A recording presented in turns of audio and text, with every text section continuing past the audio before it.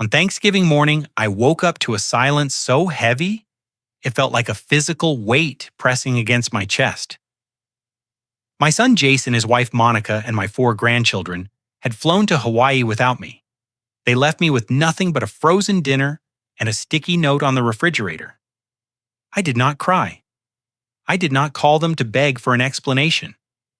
Instead, I walked into my office and saw a notification that would turn my sadness into a cold, calculated rage. They had not just abandoned me, they had financed their betrayal with my own money. 5 days later, when they returned with tan lines and empty wallets, they found their keys did not work. They found plywood over the windows. They found a sold sign on the lawn. And when my son screamed my name from the street, he realized that the father he knew was gone. In his place stood Bernard Blackwood, the ruthless CEO who had just executed the most personal, hostile takeover of his life. Before I tell you how I dismantled their lives, piece by piece, let me know where you are watching from in the comments below. Hit like and subscribe if you have ever had to remind someone exactly who paid for the roof over their head. The silence was the first thing that hit me. It was 6 in the morning on Thanksgiving Day. For 40 years, this house had smelled of roasting turkey sage stuffing and brewing coffee by this hour. My late wife, Catherine, used to start cooking at dawn, filling these halls with warmth and anticipation. Since she passed, I tried to keep the tradition alive for Jason and his family. I paid for the groceries, I paid for the decorations. I even paid for a private chef to come later in the day, so Monica would not have to lift a finger. But today the air was stale. It smelled of dust and old floor wax. There was no sound of children running down the hallway. There was no clattering of pans in the kitchen. I sat up in bed, my joints stiff from the November cold, seeping through the windows. I checked my phone on the nightstand. No messages, no missed calls, just the date staring back at me. November 23rd. I put on my robe and walked out into the hallway. The door to the guest wing where Jason and Monica stayed was open. I walked in. The beds were stripped. The closets were empty. The toys that usually littered the floor were gone. It was as if they had never been there. A knot of anxiety tightened in my stomach. Had something happened? Was there an emergency? I moved faster now, ignoring the ache in my knees. I went downstairs to the kitchen.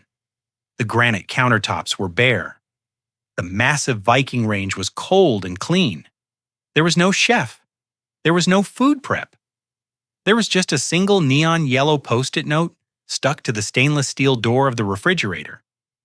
It was the kind of cheap stationery Monica bought in bulk. I pulled it off and read the scribbled handwriting. Dad, we decided to go to Hawaii last minute. The kids really needed some sun, and the flight deals were too good to pass up. We could not get a ticket for you on such short notice, and honestly, we figured the travel would be too hard on your hips anyway. There are some frozen dinners in the freezer. We will see you next week. Happy Thanksgiving. I read the note twice. Then I read it a third time. I did not feel sadness. I did not feel the sting of rejection that a weaker man might have felt. I felt a sudden sharp clarity. They had not just left. They had fled. They used my hips as an excuse, a convenient lie to cover their selfishness. I looked at the note again. It was not even a card. It was a scrap of paper. They probably wrote while waiting for their Uber. I walked over to the security system panel on the wall. I needed to see this. I needed to witness the exit. I rewound the footage to 4 a.m. The black and white video showed the truth that the yellow note tried to hide. I saw Jason dragging 2 massive suitcases down the stairs.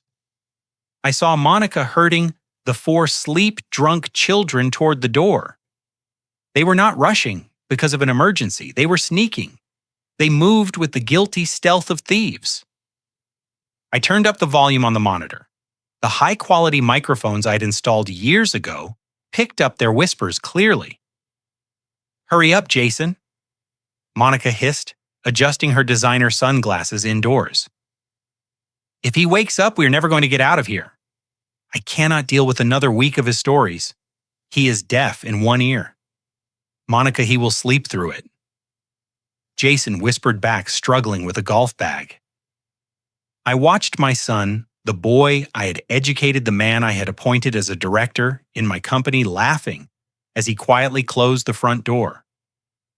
And then came the line that killed the last shred of softness in my heart. As they stood on the porch waiting for their ride, Monica checked her reflection in the window. God, I am so glad we are leaving, she said, her voice dripping with disdain. That house smells like old people and failure. I need a my immediately. Jason chuckled.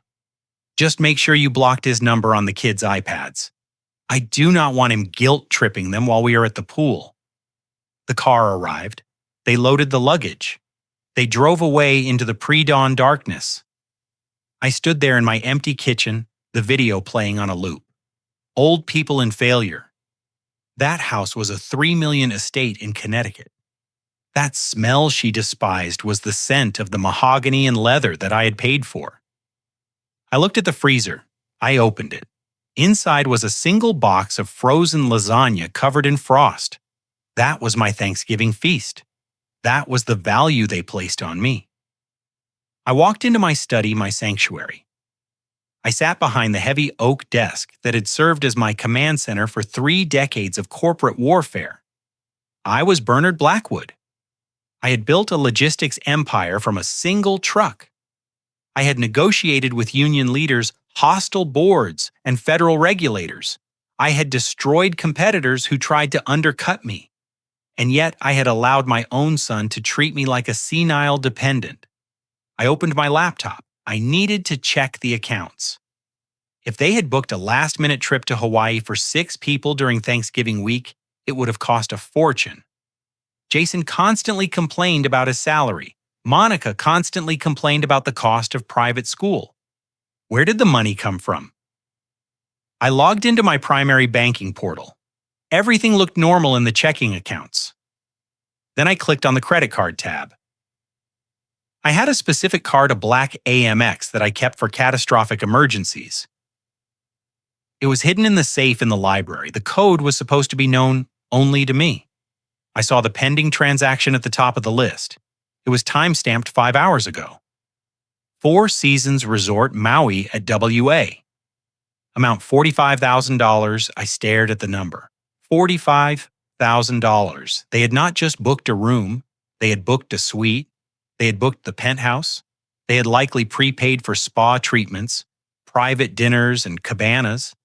They had stolen my emergency card, the one reserved for life or death situations, and used it to finance their escape from me. I felt a coldness spread from my chest to my fingertips. This was not just a lack of love. This was a felony. This was grand larceny, committed by the people who shared my last name. I closed my eyes and took a deep breath. The image of Jason struggling with the golf bag played in my mind. He had looked so happy. He had looked so relieved to be stealing from his father. I did not scream. I did not throw the laptop across the room. I was a businessman, and I was looking at a bad investment. For 42 years, I had invested in Jason private schools, tutors' Ivy League tuition, a down payment on his first house, a job he was barely qualified for. I had poured millions into him, hoping for a return in the form of character integrity and family loyalty. The return on investment was zero. Actually, it was negative $45,000. I picked up my phone. My hand was steady. I scrolled through my contacts until I found the name I needed. SS was 70 years old, a former Marine combat engineer who ran the best security and locksmith company in the state. He had fortified my warehouses in the 80s. He had been one of the few people who looked me in the eye at Catherine's funeral and told me the truth about grief. He was not just a tradesman. He was a soldier. I pressed call. It rang twice. Bernard Sal's growly voice answered. It is Thanksgiving morning. The house better be on fire. It is not on fire, S. I said, my voice flat and devoid of emotion. But I have a security breach. I need you here in 30 minutes. S paused. I could hear the background noise of his own family breakfast. Is it the alarm system? No, I said. I need a total lockdown. I want every lock on the perimeter changed. I want the gate code scrubbed. I want the windows secured. And S, bring your truck. I have a lot of debris that needs to be removed from the second floor. There was a silence on the line. S knew Jason, S Monica. He knew exactly who lived on the second floor. Are you sure about this, Bernard? S asked, his voice dropping an octave. Once we turn those bolts, there is no going back. I looked at the frozen lasagna sitting on my desk. I looked at the notification for the $45,000 charge. I have never been more sure of anything in my life, I replied. Bring the heavy-duty drills, S. We are scrubbing the facility. I hung up the phone. I stood up and walked to the window. The sun was fully up now, casting long, cold shadows across the manicured lawn. The lawn where my grandchildren played. The lawn where Jason had learned to catch a football. It looked different to me now. It looked like a battlefield. I walked back to the kitchen. I took the yellow Post-it note off the refrigerator. I did not crumple it. I folded it neatly and placed it in my breast pocket. It was evidence. It was motivation. It was the declaration of war. I opened the refrigerator one last time. I took out the bottle of vintage champagne I had been saving for the toast today. I popped the cork. The sound echoed in the empty house like a gunshot. I poured a glass and drank it standing up. It tasted crisp and cold. Then I went to the mudroom and put on my heavy work boots. I had a lot of work to do before S arrived. I walked up the stairs to the second floor, the guest wing that Jason and Monica had slowly turned into their permanent residence over the last 5 years. They called it staying for a while to help me. I now realized it was an occupation. I opened the door to their master suite. It was a mess. Clothes were strewn everywhere. Jewelry boxes were open. It smelled of Monica's expensive perfume and Jason's incompetence. I grabbed a black contractor bag from the closet. I started with Monica's vanity. I swept her creams, her lotions, her hundreds of dollars of makeup into the bag. I did not organize it. I did not check for breakables. I treated it exactly as she had treated my dignity, like garbage. I moved to the closet. I pulled Jason's suits off the hangers, the suits I had bought him for his interviews. The suits he wore to the office where he did nothing but pretend to work. I stuffed them into the bags. I worked with a mechanical efficiency. Bag after bag filled up. I dragged them to the landing at the top of the stairs. By the time the doorbell rang, I had 12 bags lined up. I was sweating. My heart rate was elevated, but not from stress, from adrenaline. I felt stronger than I had in years. I opened the front door. S stood there holding a cordless drill like a weapon. He looked at me. Then he looked past me at the pile of black bags at the top of the stairs. He did not ask any questions. He simply nodded. "Where do you want to start?" S asked. "Start with the front door," I said. "I want a biometric lock, fingerprint only, my fingerprint only." And S disabled the keypad. "I do not want them guessing the code." S got to work. The sound of the drill biting into the wood was the most satisfying sound I had heard all morning. It was the sound of boundaries being drawn. It was the sound of authority being reclaimed. While S worked on the doors, I went back to the second floor. I had cleared the surfaces, but now I needed to check the hiding spots. Monica was a hoarder of secrets. I knelt down by the bed and lifted the dust ruffle. There were shoeboxes stacked underneath. I pulled one out. It felt heavy. I opened the lid. It was not shoes, it was paper. Stacks of paper. I pulled out the top sheet. It was a pawn shop receipt. Dated 3 months ago. Item description: diamond tennis bracelet, 3 carats. My breath hitched. That was Catherine's bracelet. I had given it to Monica on her wedding day, a gesture of welcoming her into the family. She had pawned it. I dug deeper. Another receipt. Item description. Vintage Rolex men's gold. That was my retirement watch, the one I thought I had lost 2 years ago. I had torn the house apart looking for it. Jason had helped me look. He had patted my back and said, "You probably left it at the club, Dad. Your memory isn't what it used to be." He had lied to my face while the pawn ticket was sitting under his bed. I found a third receipt. Item description. Silver Flaitier set service for 12. Catherine's grandmother's silver. The silver we used for Christmas dinner. Gone. I sat on the floor surrounded by the evidence of their looting. They had not just been using my credit cards. They had been selling my history. They had been dismantling my legacy piece by piece, turning heirlooms into cash to fund their lifestyle. I felt a tear run down my cheek. It was hot and angry. I wiped it away furiously. This was not the time for grief. This was the time for liquidation. I stood up holding the box of receipts. I walked out to the landing, where S was now changing the lock on the master suite door. "S," I said, my voice was low and dangerous. "Yeah, Bernard?" he asked, not looking up from his work. "Change of plans," I said. "Do not just put the bags in the garage. Call your guys. Call the junk haulers. I want everything gone." "Everything?" S asked, pausing. "Everything," I confirmed. "The furniture, the clothes, the toys, the electronics. If it is in this wing, it goes. I want this floor bare down to the subfloor." S looked at me. He saw the box in my hands. He saw the look in my eyes. He understood. "Consider it done, boss," he said. I walked downstairs to my office. I placed the box of pawn receipts on my desk next to the frozen lasagna. I took out my phone. It was time to make the first call. Not to Jason. Not yet. I called the fraud department of American Express. "Good morning, Mr. Blackwood," the representative answered. "Happy Thanksgiving. How can I help you? I need to report a theft." I said my emergency card has been stolen. "Oh, I am so sorry to hear that," the representative said. "We show a large transaction pending in Maui. Was that you?" "That was not me." I said that was unauthorized use. I want you to flag it as fraud. I want you to cancel the card immediately. And I want you to contact the resort and inform them that the payment method is invalid and stolen.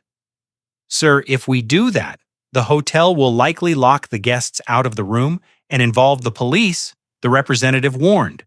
It could be a very difficult situation for whoever is using the card. I looked at the pawn receipt for my wife's bracelet. I thought about Monica's voice calling my home a place of failure. "That is exactly what I'm counting on," I said. "Do it." I hung up the phone. The first domino had been pushed. Now I just had to wait for the crash. I sat there in the silence of my study. The only sound the distant whirring of S's drill upstairs. I pulled the yellow Post-it note from my pocket and smoothed it out on the desk. "Happy Thanksgiving," I whispered to the empty room. My phone rang. It was Jason. The caller ID showed a picture of him smiling at his college graduation. A picture I had taken with such pride. I stared at it. The face was the same, but the person I thought I knew was a stranger. I let it ring 3 times. I wanted him to sweat. I wanted him to wonder why his old senile father wasn't picking up immediately. I swiped the green button and put the phone to my ear. I said nothing. I just listened to the background noise of the airport wind and the tropical announcements.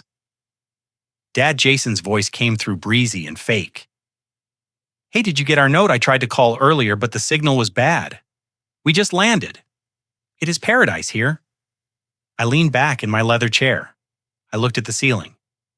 I got the note. "Jason," I said. My voice was calm. Terrifyingly calm. Frozen lasagna. Very thoughtful. "Yeah, sorry about that." Jason laughed a nervous, dismissive sound. It was just such a spur-of-the-moment thing. Monica needed a break. You know how stressed she gets. I know, I said.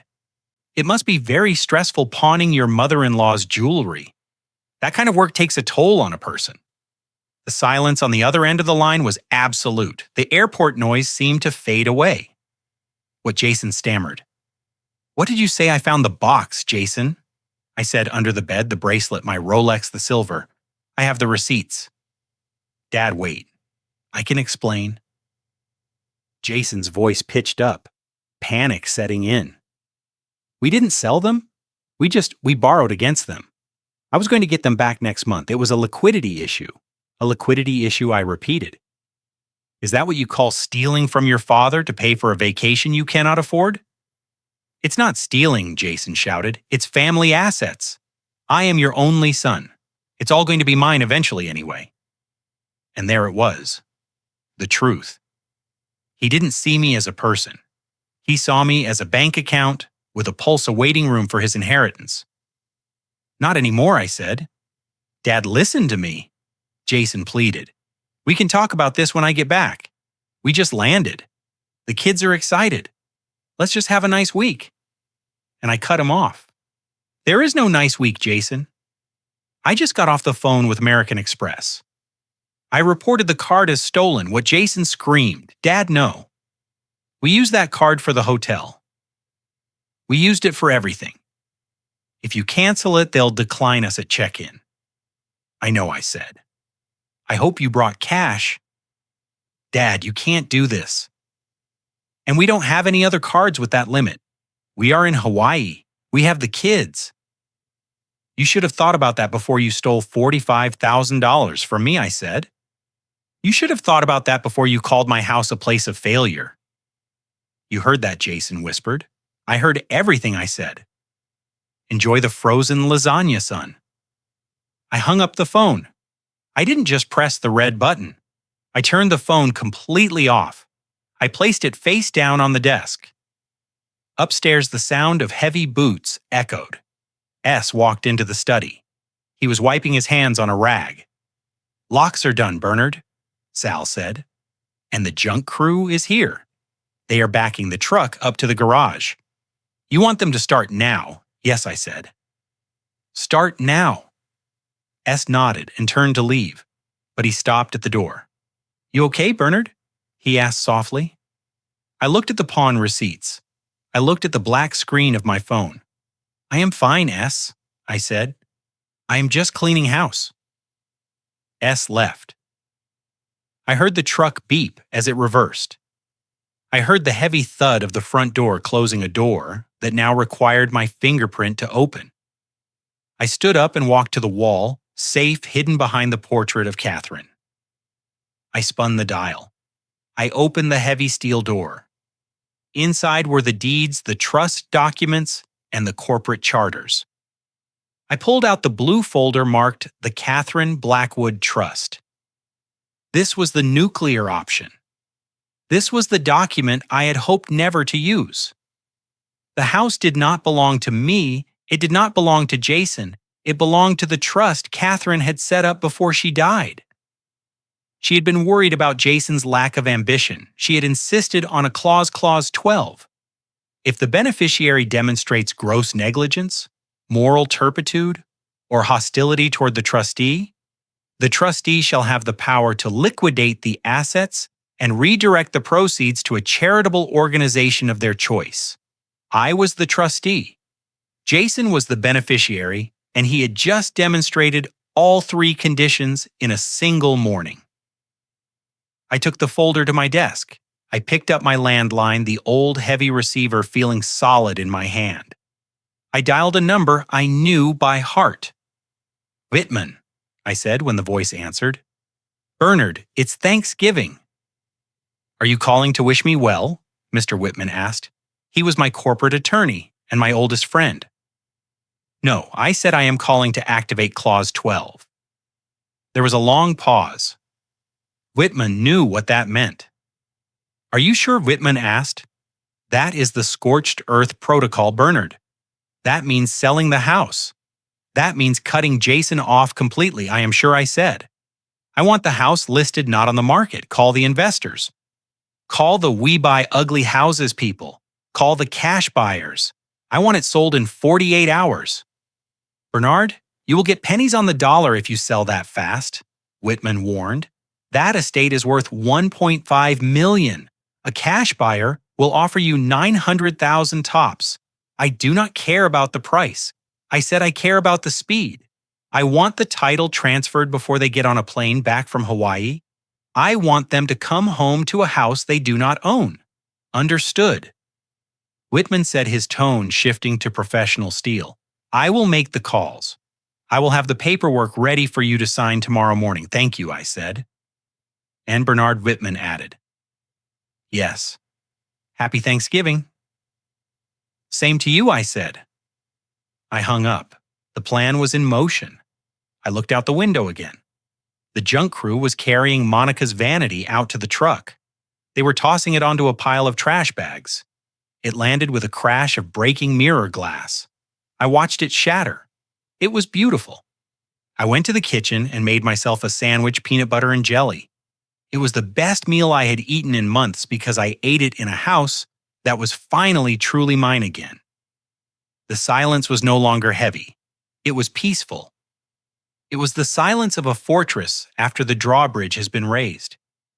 I sat there chewing, slowly thinking about the chaos that was currently unfolding 5,000 dinyarders away in a hotel lobby in Maui. I imagined the declined card. I imagined the public embarrassment. I imagined Monica screaming at a receptionist who could do nothing. I took another bite of my sandwich. Revenge. I realized is a dish best served with peanut butter. The sound of Sal's industrial drill screaming against the brass lock of the front door was the only music I needed on Thanksgiving morning. Metal shavings curled onto the welcome mat like dead leaves. With a final grinding crack, the old mechanism gave way. S pulled the cylinder out and tossed it into his tool bucket. It landed with a heavy clunk. That was the sound of my son's key becoming a useless piece of scrap metal. S looked up at me, wiping grease from his hands with a rag. He did not smile. He did not offer empty platitudes. He simply nodded toward the driveway, where a massive, battered box truck was backing up. The side of the truck read, Junk Kings in peeling red letters. I had not called a white glove moving service. I had not called a storage company that would wrap items in tissue paper and bubble wrap. I had called a removal crew, the kind of men you hire when you want a hoarding situation, cleared out in an afternoon. The air brakes hissed.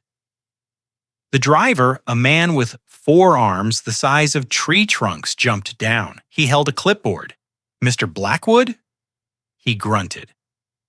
You ordered the full estate clean out for the 2nd floor. I did, I replied, stepping out onto the porch. The cold air felt good against my flushed skin. Just to be clear, the foreman said, eyeing the manicured lawn and the Mercedes in the driveway. We do not sort. We do not organize. We load.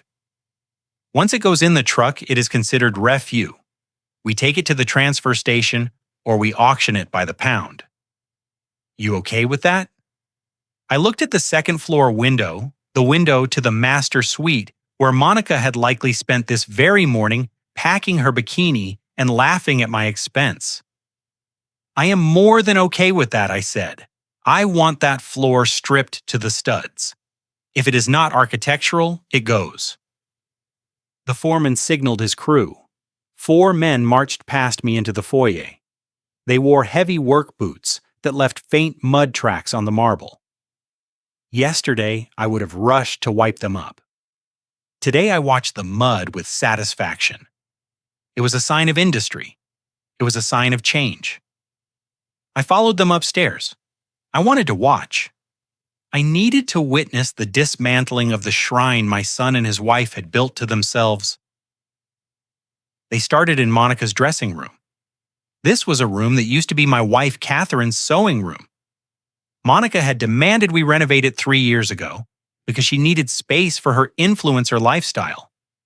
She had filled it with mirrors, ring lights, and shelves of products she never used. One of the crew members grabbed a handful of designer dresses from the rack. These were gowns that cost $2,000 apiece. Gowns I had likely paid for through supplemental credit card payments I had ignored. He bunched them together like dirty laundry and shoved them into a rough cardboard wardrobe box. He did not fold them, he jammed them down with his fist to make room for more. I heard the snap of a plastic hanger. I saw the silk of a Valentino blouse snag on the edge of the box. "Careful," I said instinctively said. The worker stopped and looked at me. "You want us to save it?" I looked at the blouse. I remembered the day Monica bought it. She had worn it to a brunch where she spent the entire meal making fun of my cane.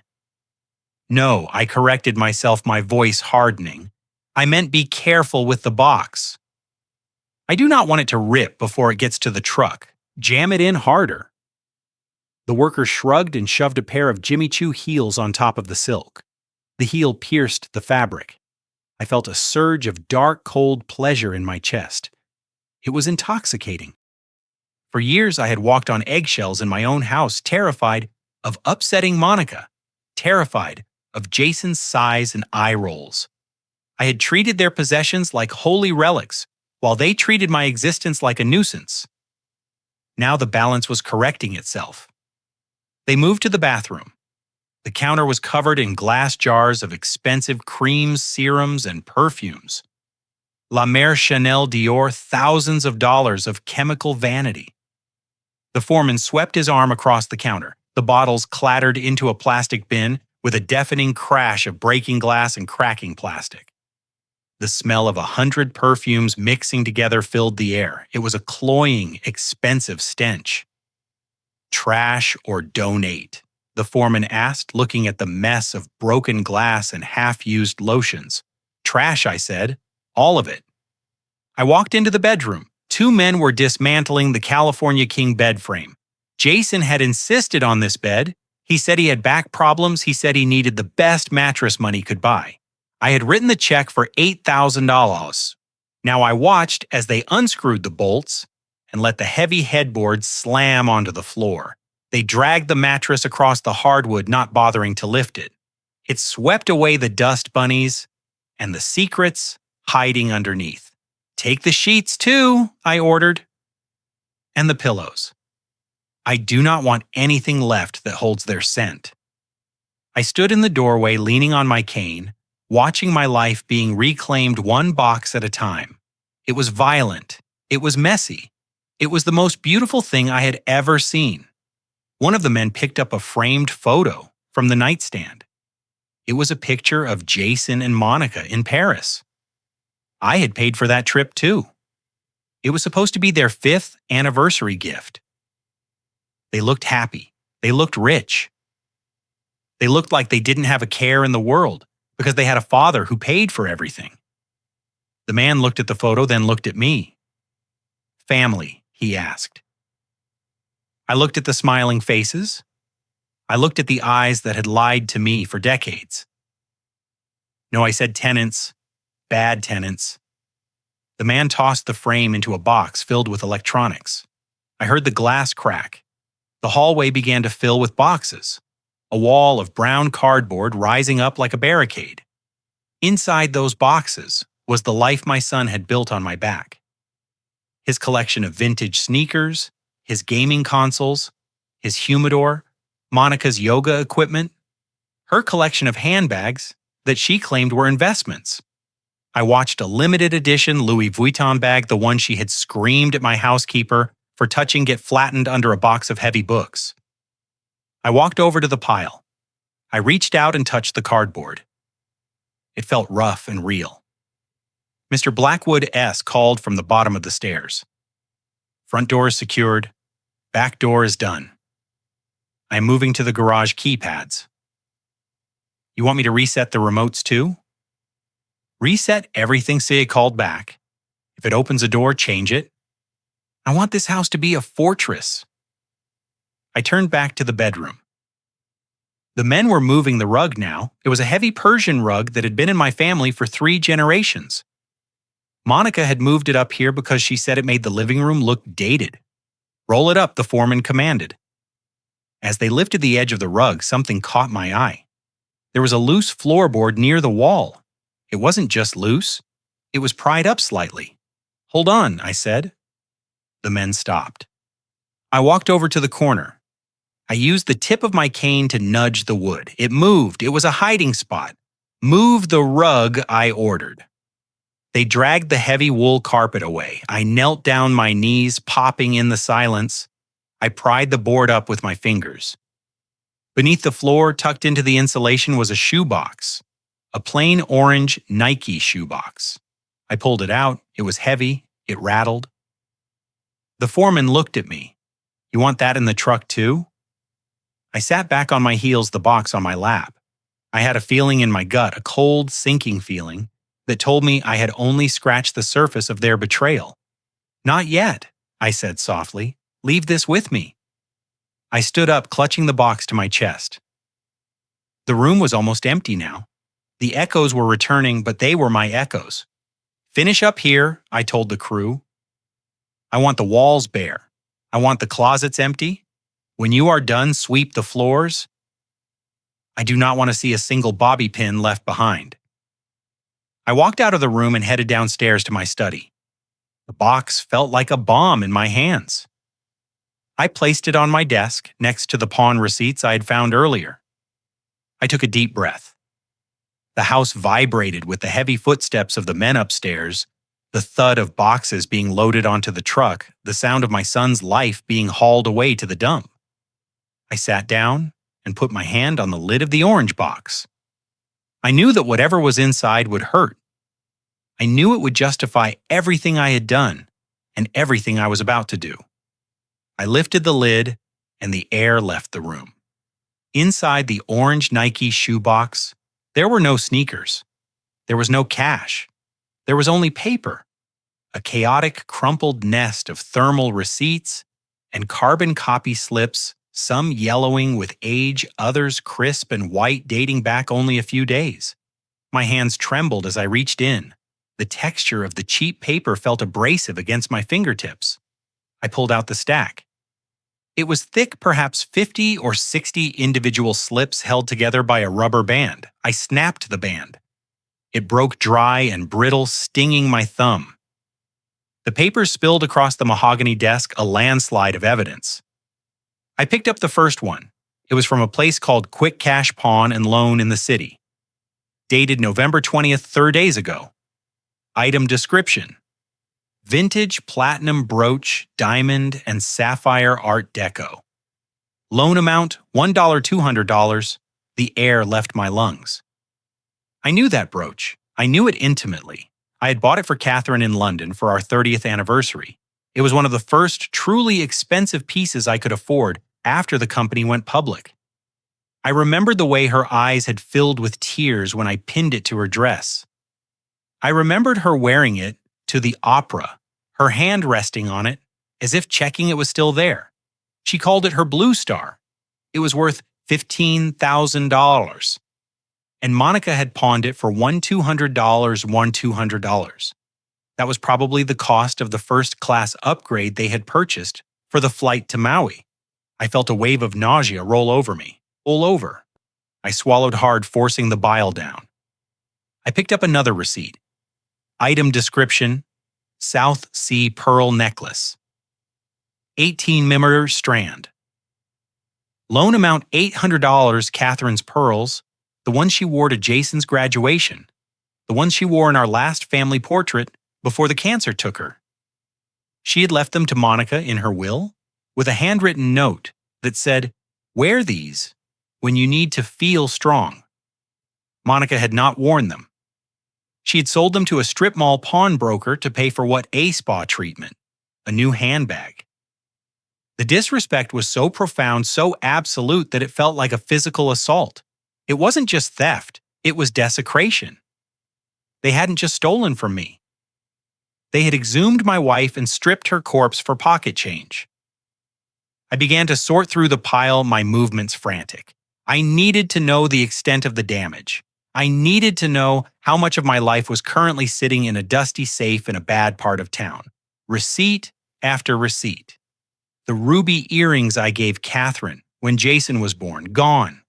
The gold charm bracelet she had built over 40 years, adding a charm for every major life event, gone. The antique locket that held a picture of her mother, gone. Then I found the one that broke me. It was a receipt dated yesterday, the day before Thanksgiving. Item description: men's gold wedding band inscribed forever, CNB. Loan amount $300. My vision blurred. I couldn't breathe. My chest felt like it was being crushed by a hydraulic press. That was my wedding ring. I'd taken it off 6 months ago because my fingers had swollen from arthritis. I had placed it in the small velvet box on my dresser, intending to get it resized. I checked for it every morning, just touching the box to know it was there. I hadn't opened the box in weeks. I just assumed it was safe. I stood up, my chair scraping violently against the floor. I grabbed my cane and limped as fast as I could to the wall, safe behind the portrait. My hands were shaking so badly, I missed the combination twice. Finally, the tumbler clicked. I swung the heavy door open. Inside, the velvet boxes were stacked neatly. It looked orderly. It looked safe. I grabbed the blue velvet box that should have held the sapphire brooch. I opened it, empty. I grabbed the long flat case for the pearls, empty. I grabbed the small square box where my wedding ring should have been. I opened it. It wasn't empty. Inside, resting on the white satin cushion, was a ring. But it wasn't my heavy gold band. It was a cheap gold-plated washer, a piece of hardware store junk. They had swapped it. They hadn't just stolen it. They had replaced it with a decoy so that if I glanced inside, I wouldn't notice immediately. It was a calculated, malicious deception. It meant they had planned this. It meant they had discussed it. It meant Jason had looked at his father's wedding ring, the symbol of the marriage that created him, and decided it was worth $300 of spending money for a vacation. I collapsed onto the floor of my study, clutching the cheap washer in my hand. A guttural sound escaped my throat, a sound halfway between a sob and a growl. For 10 years I had mourned Catherine. I had kept this house as a museum to our life together. I had allowed Jason and Monica to live here because I thought it would keep her memory alive. I thought having family around would fill the void she left. But they were not family. They were parasites. They were termites, eating away the foundation of my life while smiling at me across the dinner table. I looked at the pile of receipts on my desk. There were dozens of them. They had been doing this for months, maybe years. They had been systematically liquidating my history. They were erasing Catherine. I closed my fist around the fake ring. The metal bit into my palm. The pain was sharp and grounding. The sadness began to evaporate. It burned off like mist under a high noon sun, replaced by a cold, hard resolve. I was no longer the grieving widower hour. I was no longer the lonely old man grateful for scraps of attention. I was the man who had negotiated union contracts with mobsters in the 80s. I was the man who had stared down bankruptcy and won. I was Bernard Blackwood, and I had just found the ammunition I needed to go to war. I pulled myself up using the desk. I stood tall. I looked at the portrait of Catherine. Her eyes seemed to follow me. She looked sad, but she also looked firm. She had never tolerated liars. "I am sorry, Catherine," I whispered to the painting. "I let them in, but I promise you, I am going to throw them out." I gathered the receipts. I did not put them back in the shoebox. I laid them out on the desk, organizing them by date, by amount, by item. I was building a case file. I was preparing the indictment. I went to the kitchen and got a glass of water. My throat was dry as dust. I drank it in one gulp. Then I walked back to the study and sat down. I placed my phone in the center of the desk, right next to the receipt tent for my wedding ring. I knew Jason would call. He would have landed by now. He would have tried to check in. He would have found out about the card. He would be angry. He would be entitled. He would think he could talk his way out of this, just like he had talked his way out of every mistake he had ever made. But he didn't know about the shoebox. He didn't know I had the map of his betrayal spread out before me. I stared at the phone, willing it to ring. I wasn't afraid anymore. I was ready. I wanted him to call. I wanted to hear his voice. I wanted to hear the panic set in when he realized that the bank of Dad wasn't just closed. It had been foreclosed. The silence in the house was absolute. The junk crew had finished upstairs. The rooms were empty. The secrets were exposed. And then the screen of my phone lit up. Jason. I looked at the name. I didn't answer immediately. I let it ring once, twice, 3 times. I took a deep breath, visualizing the pawn ticket for the sapphire brooch. I visualized the fake ring in the velvet box. I picked up the phone. I didn't say hello. I didn't ask how Hawaii was. I pressed the button and held the device to my ear, waiting for the first lie to spill out of his mouth.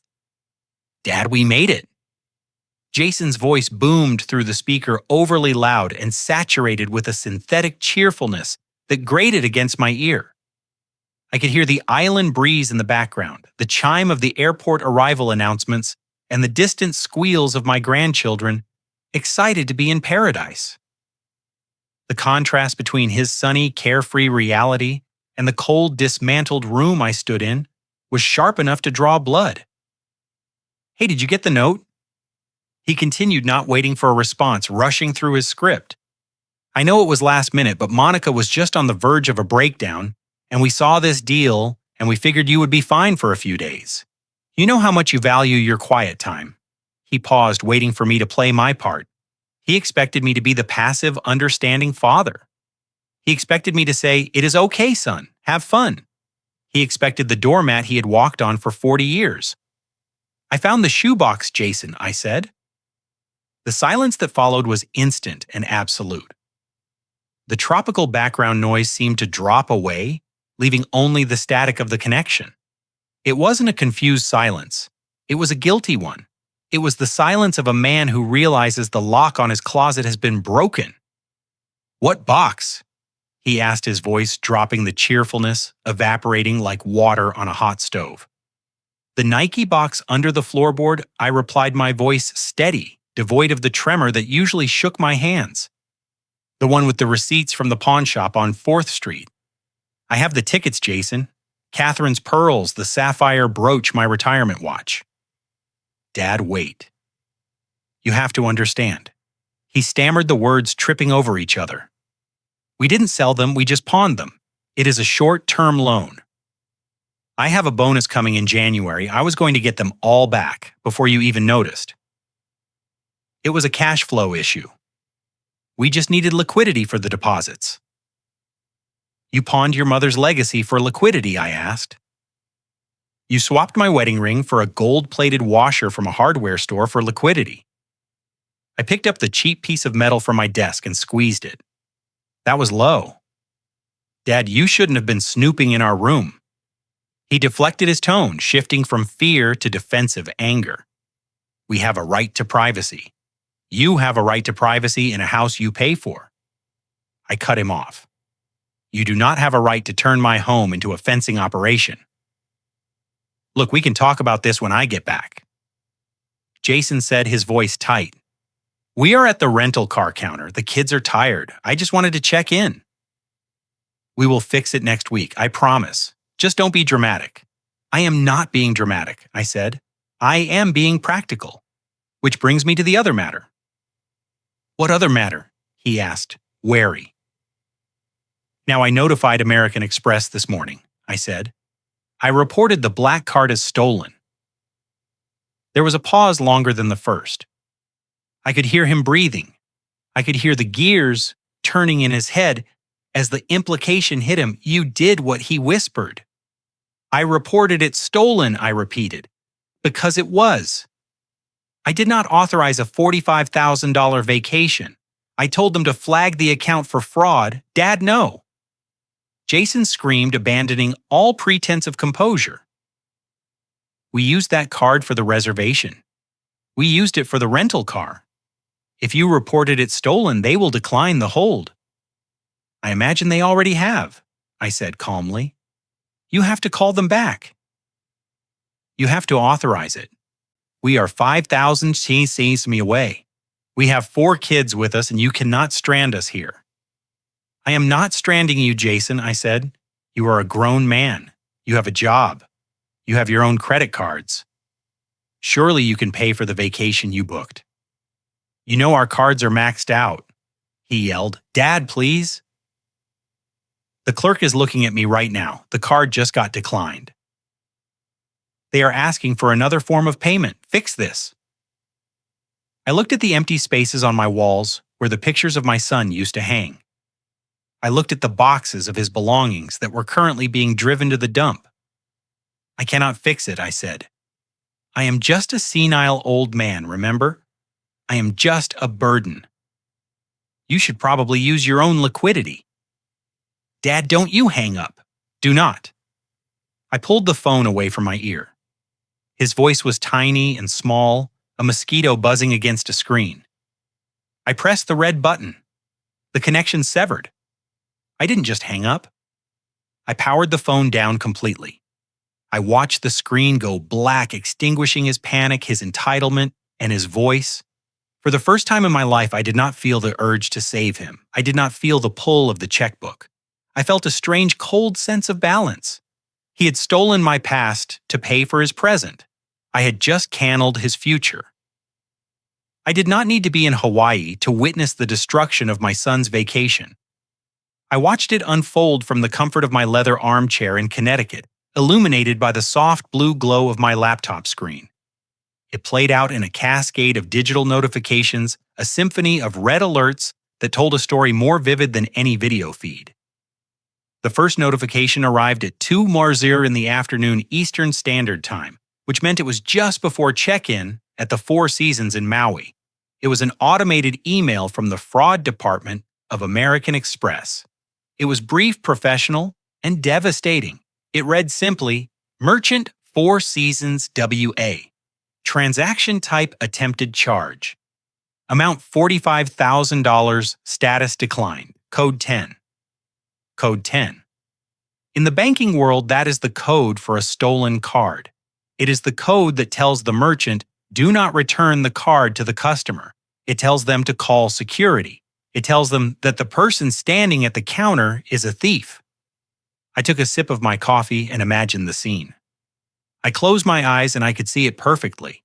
I could see Jason standing in the open-air lobby, the humid tropical breeze ruffling his hair, a lei of purple orchids around his neck feeling like a king.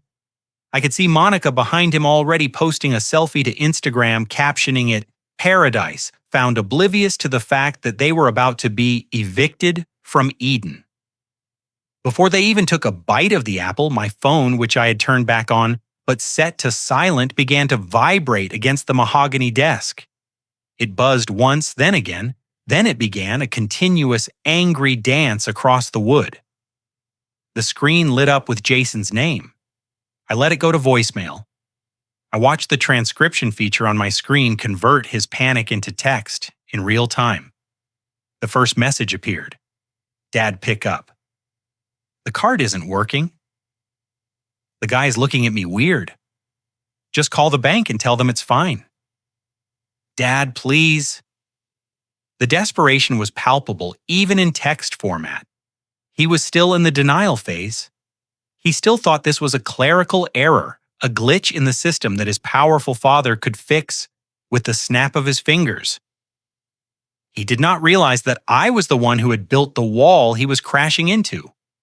5 minutes later, a second voicemail appeared. The transcription was disjointed, broken by background noise. I hit play to listen to the audio. I heard the distinct, polite but firm voice of a hotel manager in the background saying, "Sir, I need you to lower your voice, or I will have to ask you to leave the property." Then Jason's voice high-pitched and cracking. "My dad is the primary account holder. Just call him." Then a scuffling sound. Then Monica's voice shrill and piercing, cutting through the static. "Give me the phone, Jason," she screamed into the receiver. "Bernard, you old bat." "What did you do?" "They took the card. The security guard took the black card. He cut it in half right in front of the kids. Everyone is staring at us. Fix this right now, or I swear to God, you will never see these children again." I deleted the voicemail without finishing it. I did not need to hear her threats. I had heard them for 10 years.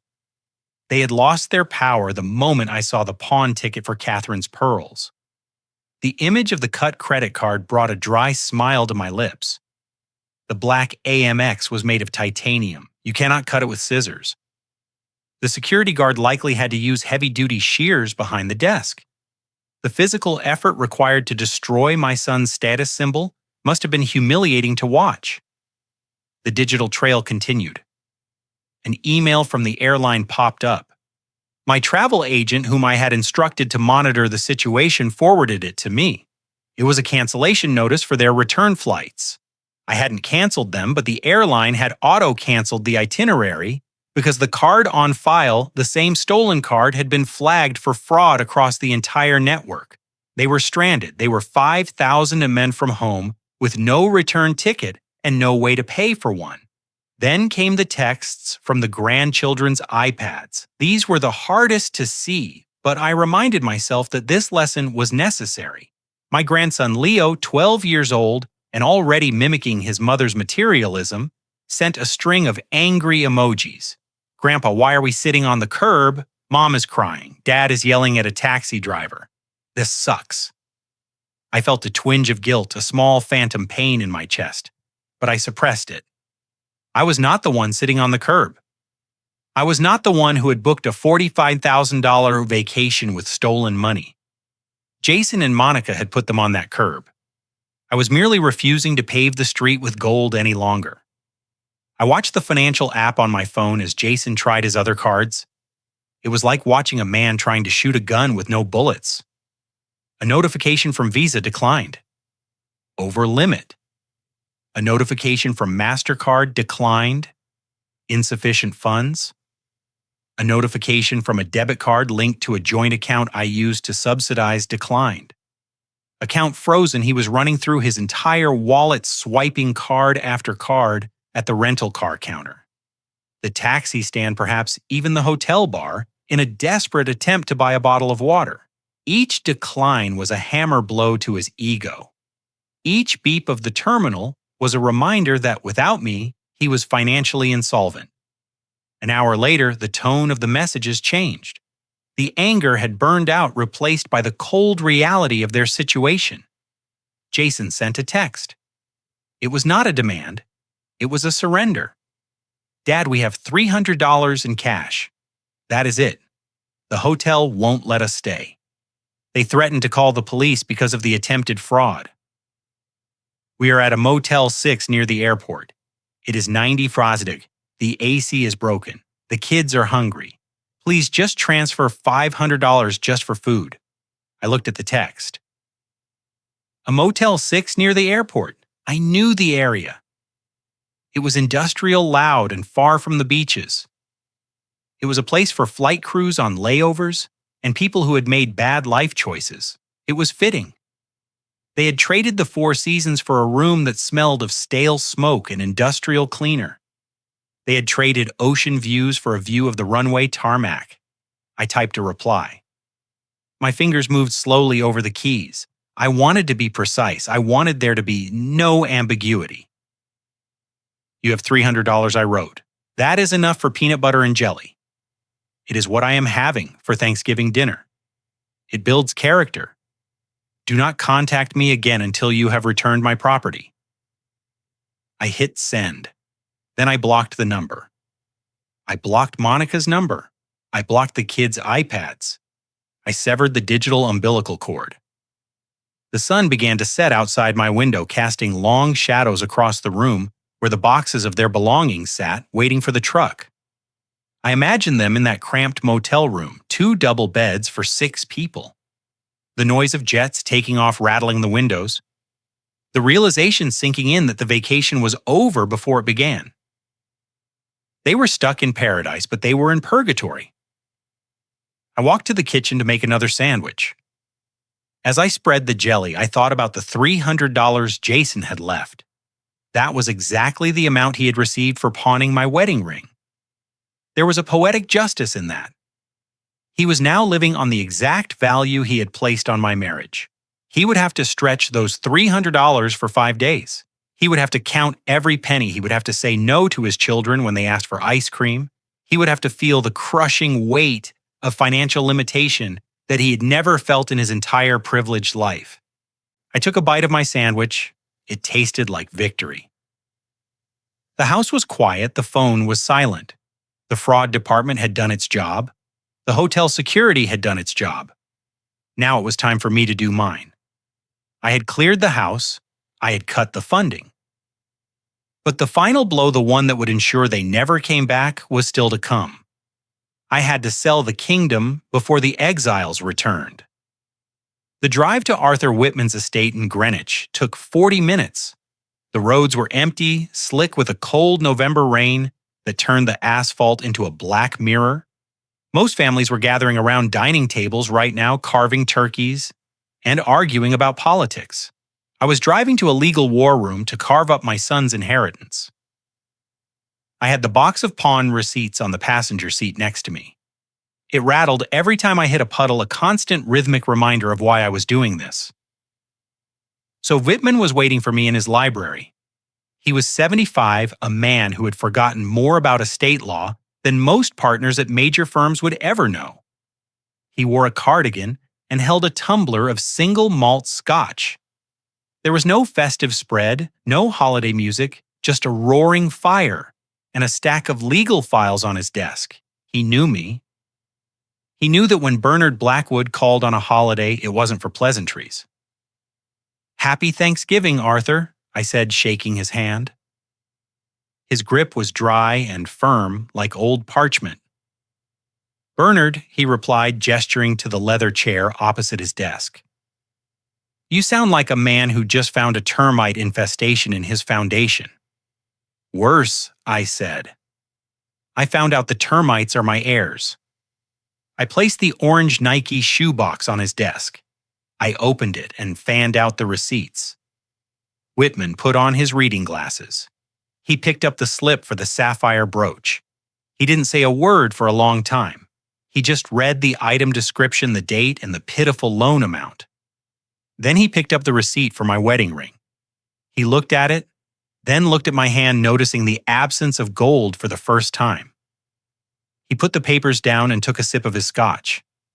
His expression didn't change, but his eyes hardened. "Catherine would be heartbroken," he said softly. "Catherine suspected this might happen," I corrected him. "That is why she insisted on the trust structure. She loved Jason, but she didn't trust him. She knew he had a hole in his pocket where his character should be." Whitman nodded. He reached for the blue file folder he had prepared, the Catherine Blackwood Revocable Trust. He opened it, revealing pages of dense legal text that we had drafted 15 years ago, back when Jason was failing out of his second startup. "Let's review the mechanism, Arthur," I said. "I want to be absolutely clear on my standing. I do not want him to have a single inch of legal ground to stand on when he gets back." Whitman tapped the document with his pen. "It is ironclad, Bernard. The house is not titled to you personally. It is titled to the trust. You are the sole trustee. Jason is the primary beneficiary, but his interest is contingent. Contingent on what I asked, though I knew the answer. I wanted to hear it aloud. I needed the law to validate my rage. Contingent on the discretion of the trustee, Whitman recited from memory. Clause 12. Section B. The trustee has the fiduciary duty to preserve the assets. If the trustee determines that the beneficiary is engaging in behavior that endangers the estate, including but not limited to gross financial negligence, theft, or substance abuse, the trustee has the power to suspend the beneficiary's rights. He looked at the pawn receipts. Grand larceny and fraud certainly qualify as endangering the estate, Whitman noted dryly. If he is stealing the silverware, he is a liability to the trust. You have a fiduciary duty to stop him and the liquidation clause, I asked. Whitman turned the page. Clause 14. The trustee has the unilateral power to liquidate any real estate assets held by the trust if deemed necessary for the benefit of the charitable remainder manman. That was the key, the charitable remainder man. Catherine had set it up so that if Jason failed, the money would go to the St. Jude Children's Research Hospital. It was her fail-safe. So I said, leaning forward, if I sell the house, the money goes into the trust account. Jason has no claim to the house itself. He only has a claim to the proceeds, and only if I decide to distribute them. Correct. Whitman said, as long as the money stays in the trust, you control it. You can cut off his distributions completely based on his misconduct. He can sue, but with these receipts, as evidence of theft against the estate, no judge in Connecticut will grant him a penny. He has unclean hands. Then do it, I said. I want the house sold. Whitman hesitated. He took off his glasses and rubbed the bridge of his nose. This was the part where the lawyer stopped being a lawyer and started being a friend.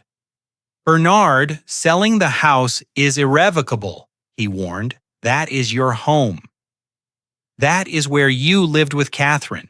You are talking about nuking your own living situation just to punish him. You can just evict him. You don't have to sell the property. I shook my head. Eviction takes months. Arthur, you know that in this state he could drag it out for 6 months claiming hardship, claiming he has nowhere to go with 4 kids. He would squat in my house, eating my food while suing me. I cannot live with him under my roof for another day. I cannot look at him without seeing a thief. But to sell it in 5 days, Whitman asked, you will have to take a massive loss. I do not care about the loss, I said, my voice rising. I care about the eraser. I want him to come back to a house that legally does not exist for him anymore. I want the locks changed, the title transferred, and the ownership severed. I want him to stand on that sidewalk and realize that he has no home to break into. Whitman looked at me for a long moment. He saw the resolve in my face. He saw that I wasn't making a financial decision. I was making a survival decision. Okay, he said, we can do a cash deal. I know an investment group in Hartford. They buy distressed estates, flip them, or rent them out. They will close in 48 hours if the title is clean, but they will lowball you. They will offer $900,000 for a $1.5 million property. Take it, I said immediately. Call them. Tell them I will sign the papers tomorrow morning. Tell them I want a lease-back agreement for myself for 30 days, so I can move my things out, but the title transfers immediately. Wait, Whitman paused. You want to stay there for 30 days? I said. I am moving to a hotel, but I want legal possession for 30 days so I can control who enters the property.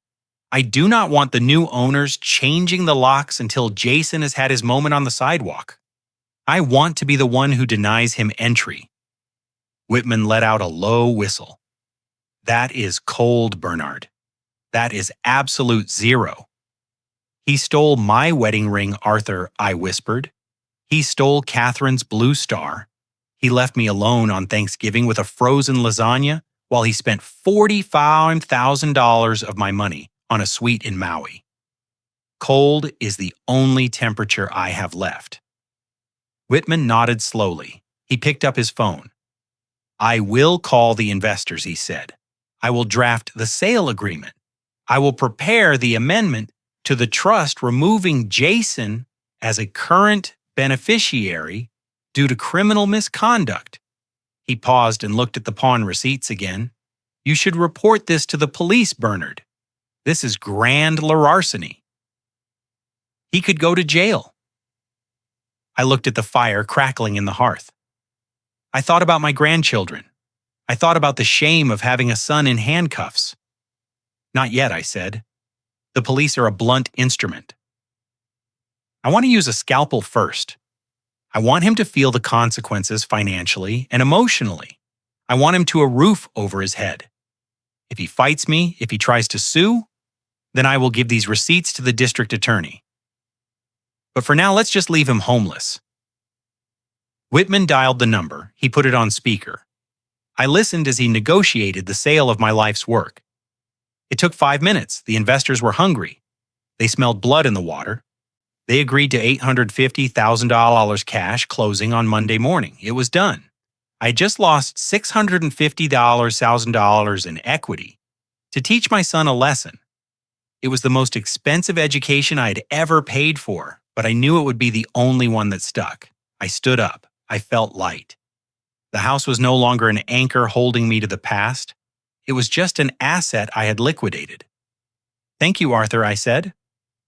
Whitman stood up and poured me a glass of scotch. He handed it to me. "To Catherine," he said, raising his glass.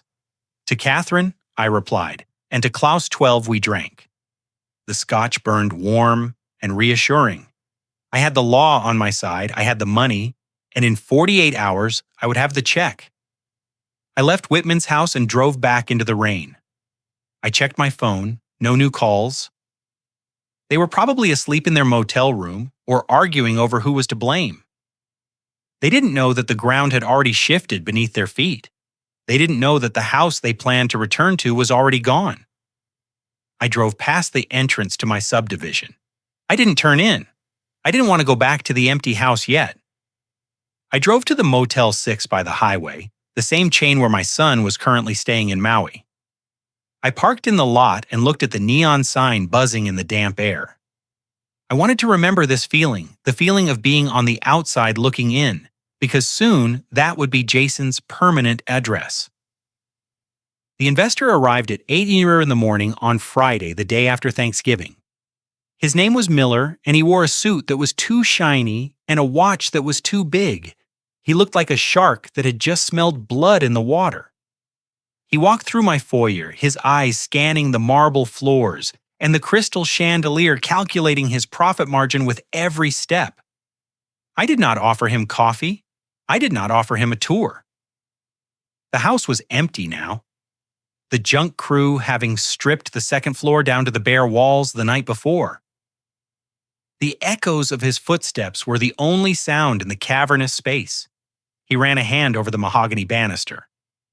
"Nice bones," he said, his voice slick with false sympathy. "But the market is soft, Mr. Blackwood. Interest rates are up. Inventory is sitting. To move a property of this size in 48 hours, cash only, no inspections."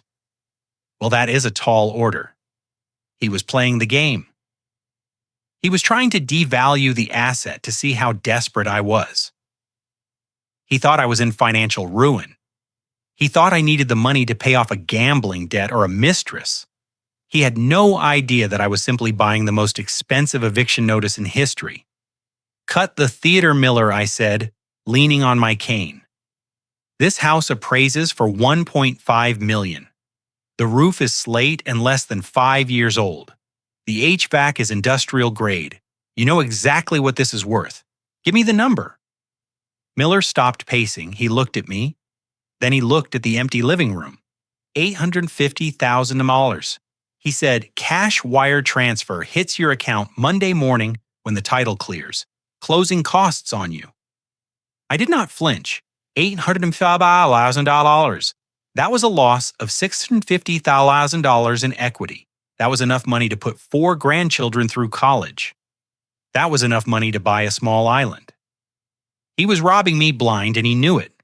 He waited for me to argue. He waited for me to counter at $1 million. He expected a negotiation. "Done," I said. Miller blinked. He actually took a step back, surprised by the lack of resistance. Just like that, he asked, suspicion clouding his eyes. "Why, what is wrong with the foundation? Is there mold behind the drywall? There is nothing wrong with the house." I said, my voice cold and flat. "The structure is sound. The rot was in the occupants. I accept your offer on one condition." He narrowed his eyes. "What condition? I want a 30-day lease back." I said, "The title transfers Monday. The money transfers Monday, but I retain legal possession and the keys for 30 days. I wanted in writing that no one enters this property without my express permission until that 30 days is up, especially not the previous occupants. Miller shrugged. A leaseback is standard. We can do that. But seriously, Mr. Blackwood, why are you torching $600,000 in equity just to close by Monday? I looked at the spot on the wall where the family portrait used to hang. I looked at the scratches on the floor where my son had dragged his golf clubs. I am not selling a house, Miller, I said. I am buying a lesson, and tuition is expensive. He pulled the contract out of his briefcase. It was a standard investor purchase agreement simplified for speed. I took his pen. I did not hesitate. I signed my name, Bernard Blackwood, on the line. The ink was black and permanent. With that signature, I had legally severed the last physical tie to my son. When he returned from Hawaii, he would not be coming home. He would be trespassing on corporate property. Miller countered signed. He tore off the yellow copy and handed it to me. "Pleased doing business with you," he said, though he looked unsettled by the coldness of the transaction. I took the paper. It felt light. It felt like freedom. Monday morning, I said, "Do not be late with the wire." I walked him to the door and locked it behind him. The house was sold. The clock was ticking. Now I just had to wait for the plane to land. The flight from Honolulu to New York is 10 hours of confinement that can break even the strongest spirits. For my son and his family, it was a purgatory of economy seating, crying children, and the gnawing hunger of people who had spent their last dollars on a taxi to the airport. They landed at JFK in the gray pre-dawn light of a Tuesday morning. The weather had turned. The crisp autumn air of Thanksgiving had curdled into a wet, freezing mix of rain and snow that coated the tarmac in slush. I watched their arrival through the high-definition lens of the perimeter security cameras I monitored from my laptop in the hotel suite. I'd set a notification alert for motion at the front gate. When the ping sounded at 10:00 in the morning, I sat down my coffee and leaned forward. The final act was beginning. A black Uber Suburban pulled up to the curb. It did not pull into the driveway because S had changed the gate code, and the keypad was now unresponsive to their old combination. The driver, likely annoyed by the delay and the lack of a tip, idled for a moment before the back doors flew open. Jason stepped out first. He was wearing cargo shorts and a thin linen shirt, an outfit designed for the trade winds of Maui, not the biting 30-degree sleet of Connecticut. He looked haggarded. His skin was peeling from a sunburn he hadn't protected. His eyes were puffy and red. He shivered violently as the wind hit him, his body curling inward instinctively. He didn't look like a successful executive returning to his estate. He looked like a castaway washed up on a hostile shore. Monica followed him, struggling with the youngest child who was wailing in that exhausted, high-pitched tone that grates on the nerves. She wore a sarong and sandals. Her toes were already turning pink from the cold. She shouted something at Jason, her breath pluming in the frigid air. Even without audio, I knew the cadence of her complaints. She was blaming him for the weather. She was blaming him for the gate. She was blaming him for the misery of their existence. They began to unload the luggage. The driver did not help. He popped the trunk from the inside and waited. Jason dragged the heavy suitcases onto the wet sidewalk. These were the same bags he had snuck out of the house with 5 days ago, laughing at my expense. Now they looked like millstones around his neck. The Uber drove away, splashing dirty slush onto Jason's legs. He kicked the tire of the departing car in a futile gesture of rage, then slipped on the ice and nearly went down. He regained his balance, grabbed the handles of 2 bags, and trudged toward the pedestrian gate. I switched camera views to the front porch camera. This was the view I had paid $850,000 in equity to see. They walked up the long driveway, a pathetic caravan of shivering tourists. The children were huddled together, pulling beach towels around their shoulders for warmth. They reached the front porch. Jason dropped the bags with a heavy thud. He rubbed his hands together, blowing on them for warmth, and reached into his pocket for his keys. He approached the massive oak door. He didn't look at it closely at first. He just jammed the key toward the lock cylinder, expecting the familiar click and turn that had welcomed him home for 40 years. But the key didn't go in. He tried again, harder this time, scratching the brass plate. He frowned, bending down to look. That was when he saw it. The lock wasn't just changed, it was gone. In its place was a sleek black biometric panel, a smooth plate of glass and steel that had no keyhole, no keypad, no way in for a man whose fingerprints were not in the system. "What is wrong with it?" Monica snapped, shivering behind him. "Open the door, Jason. It is freezing. It is not working." Jason said, his voice rising in panic. "There is no hole. There is no keyhole." He pounded on the door with his fist. "Open up," he screamed. "Dad, it is us. Open the goddamn door." The sound of his fist against the solid wood was dull and heavy. There was no answer. The house was a tomb. Monica pushed past him. "Let me do it," she hissed. "You are useless." She grabbed the handle and rattled it. It was locked tight, bolstered by the deadbolts S had installed deep into the frame. She stepped back and looked at the house. Really looked at it for the first time since they had arrived. Her eyes drifted to the right, to the large bay window of the living room. She gasped. Her hand flew to her mouth. "Jason!" she shrieked. "Look at the window!" Jason turned. He saw what she saw. The beautiful floor-to-ceiling glass panes were gone. They were covered by sheets of raw, unpainted plywood nailed directly into the frame. It looked like a house preparing for a hurricane. It looked abandoned. It looked condemned. They ran to the other windows, the dining room, the library, the kitchen. Every single ground floor entry point was sealed shut with heavy timber. I'd instructed the investor to board it up immediately upon closing to prevent vandalism, citing a concern about disgruntled former occupants. I was the disgruntled occupant, and they were the vandalism I was preventing. "What is happening?" Jason yelled, spinning in a circle. "Is there a storm coming? Why is everything boarded up?" And then the wind gusted, blowing the snow across the front lawn. It cleared the view of a small red sign planted firmly in the frozen earth near the rhododendrons. It was not a subtle sign. It was a sign meant to be seen from the street. Sold. The letters were white block print on a red background. Above it, a writer strip read, "Sold as cash buyer." Jason stopped moving. He stared at the sign. He blinked, as if trying to clear a hallucination. He walked toward it, his steps slow and heavy like a man walking to the gallows. He reached out and touched the plastic sign. It was real. It was cold. "Sold," he whispered. His voice cracked. He turned to Monica, his face a mask of absolute uncomprehending horror.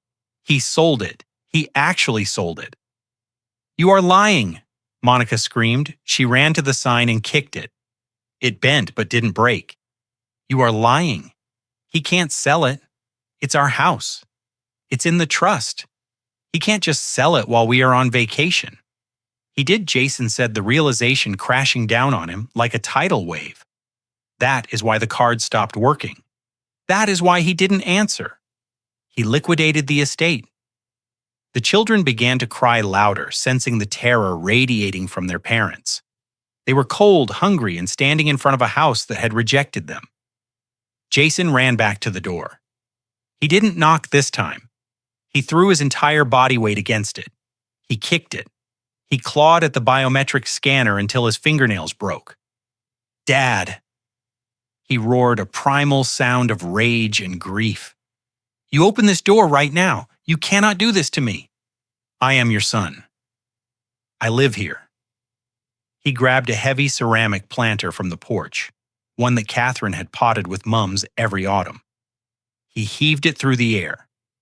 It smashed against the plywood covering the living room window. The wood splintered but held. The noise triggered the new alarm system the investors had installed. A piercing, deafening siren erupted from the eaves of the house, cutting through the quiet neighborhood morning.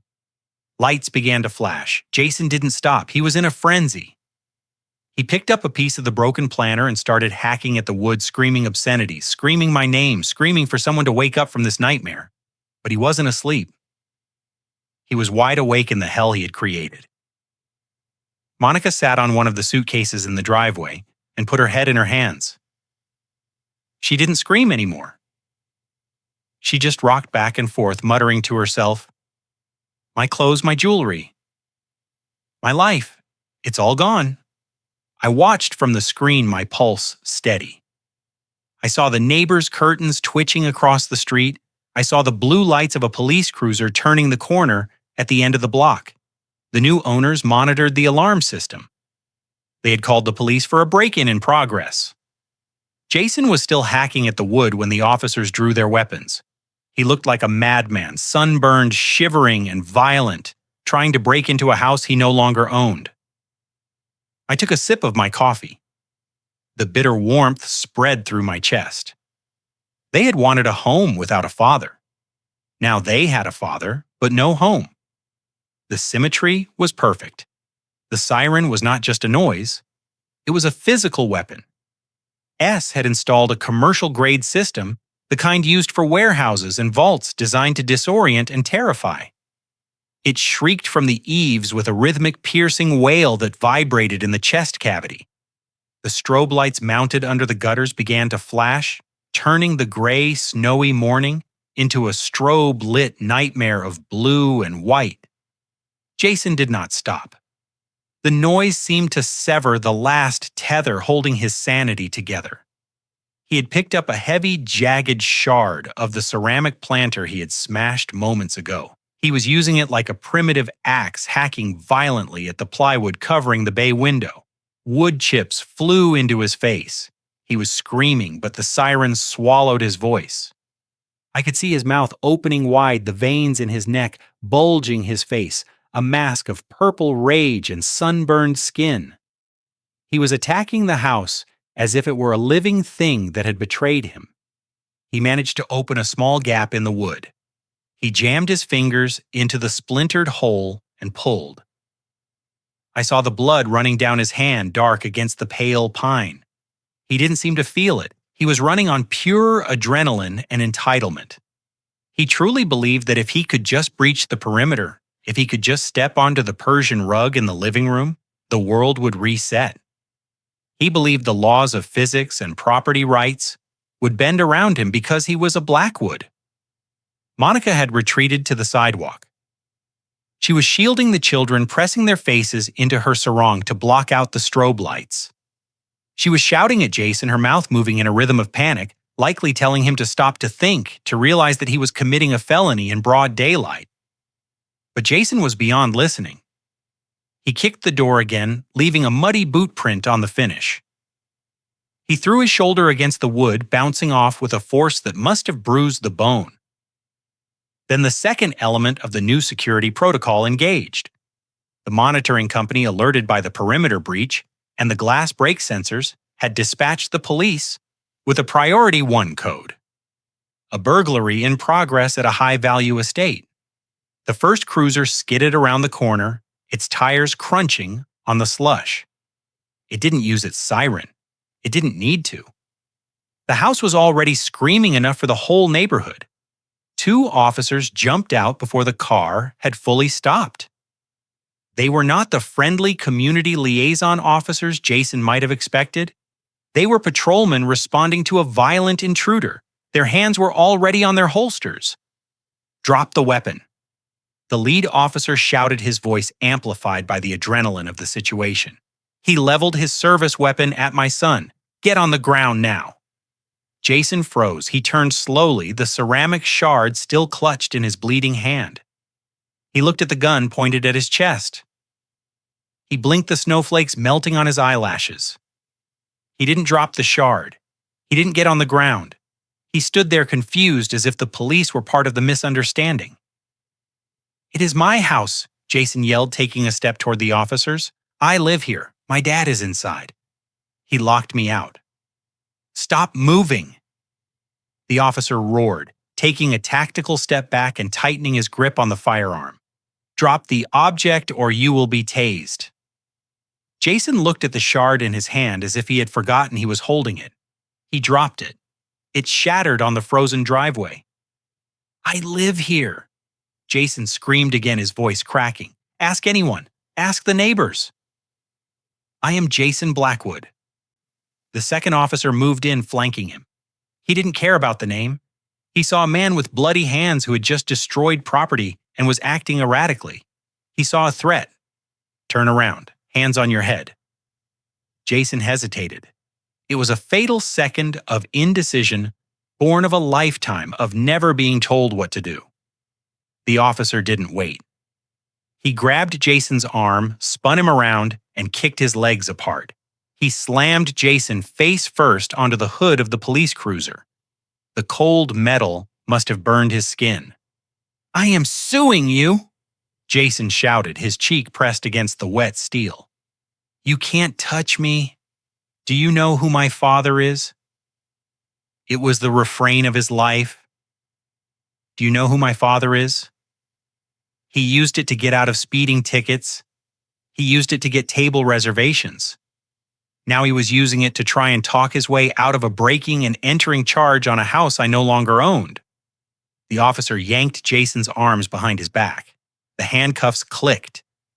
It was a sharp metallic sound that cut through the wail of the alarm. Jason flinched. He began to sob. It wasn't a cry of remorse. It was the cry of a child who has finally been put in timeout. Monica ran toward them, dragging the screaming children. "Stop, you are hurting him," she shrieked. "He lives here. We just got back from vacation. Look at our luggage. Look at the kids. We are not burglars." The first officer kept his gun low but ready. "Ma'am, step back. This property is flagged as vacant and under new ownership.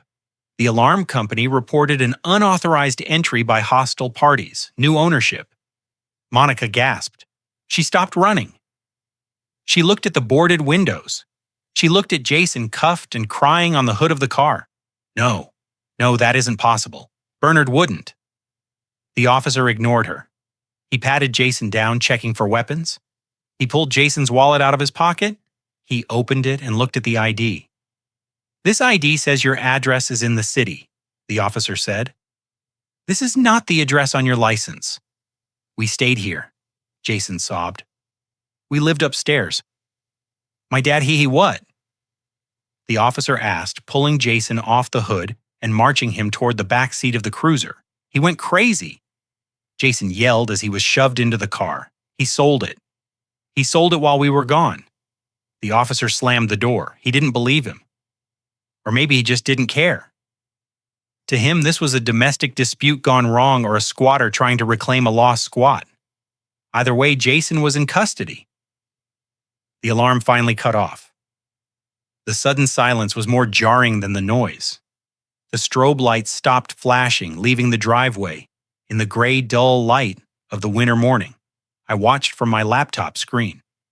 I saw my son's face pressed against the window of the police car. He looked small. He looked terrified. He looked directly at the security camera as if he knew I was watching.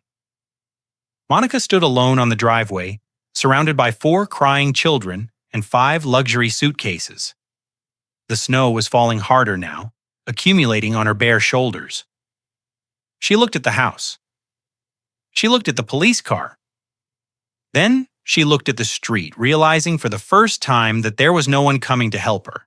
She had no car keys. She had no house keys.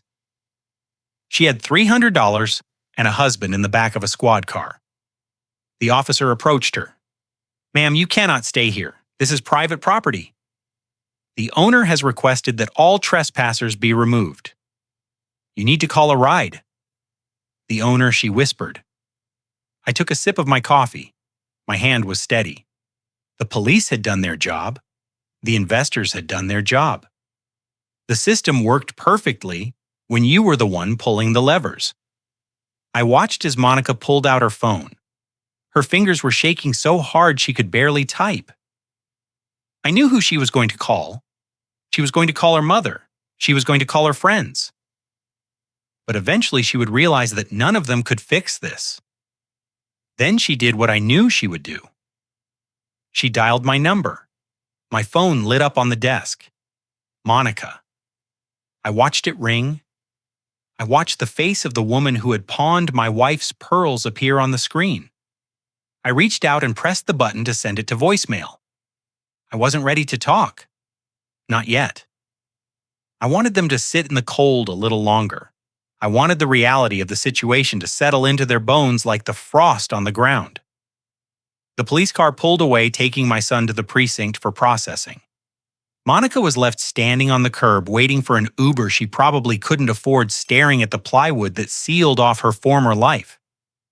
The fortress was secure. The invaders had been repelled, and I had the best seat in the house.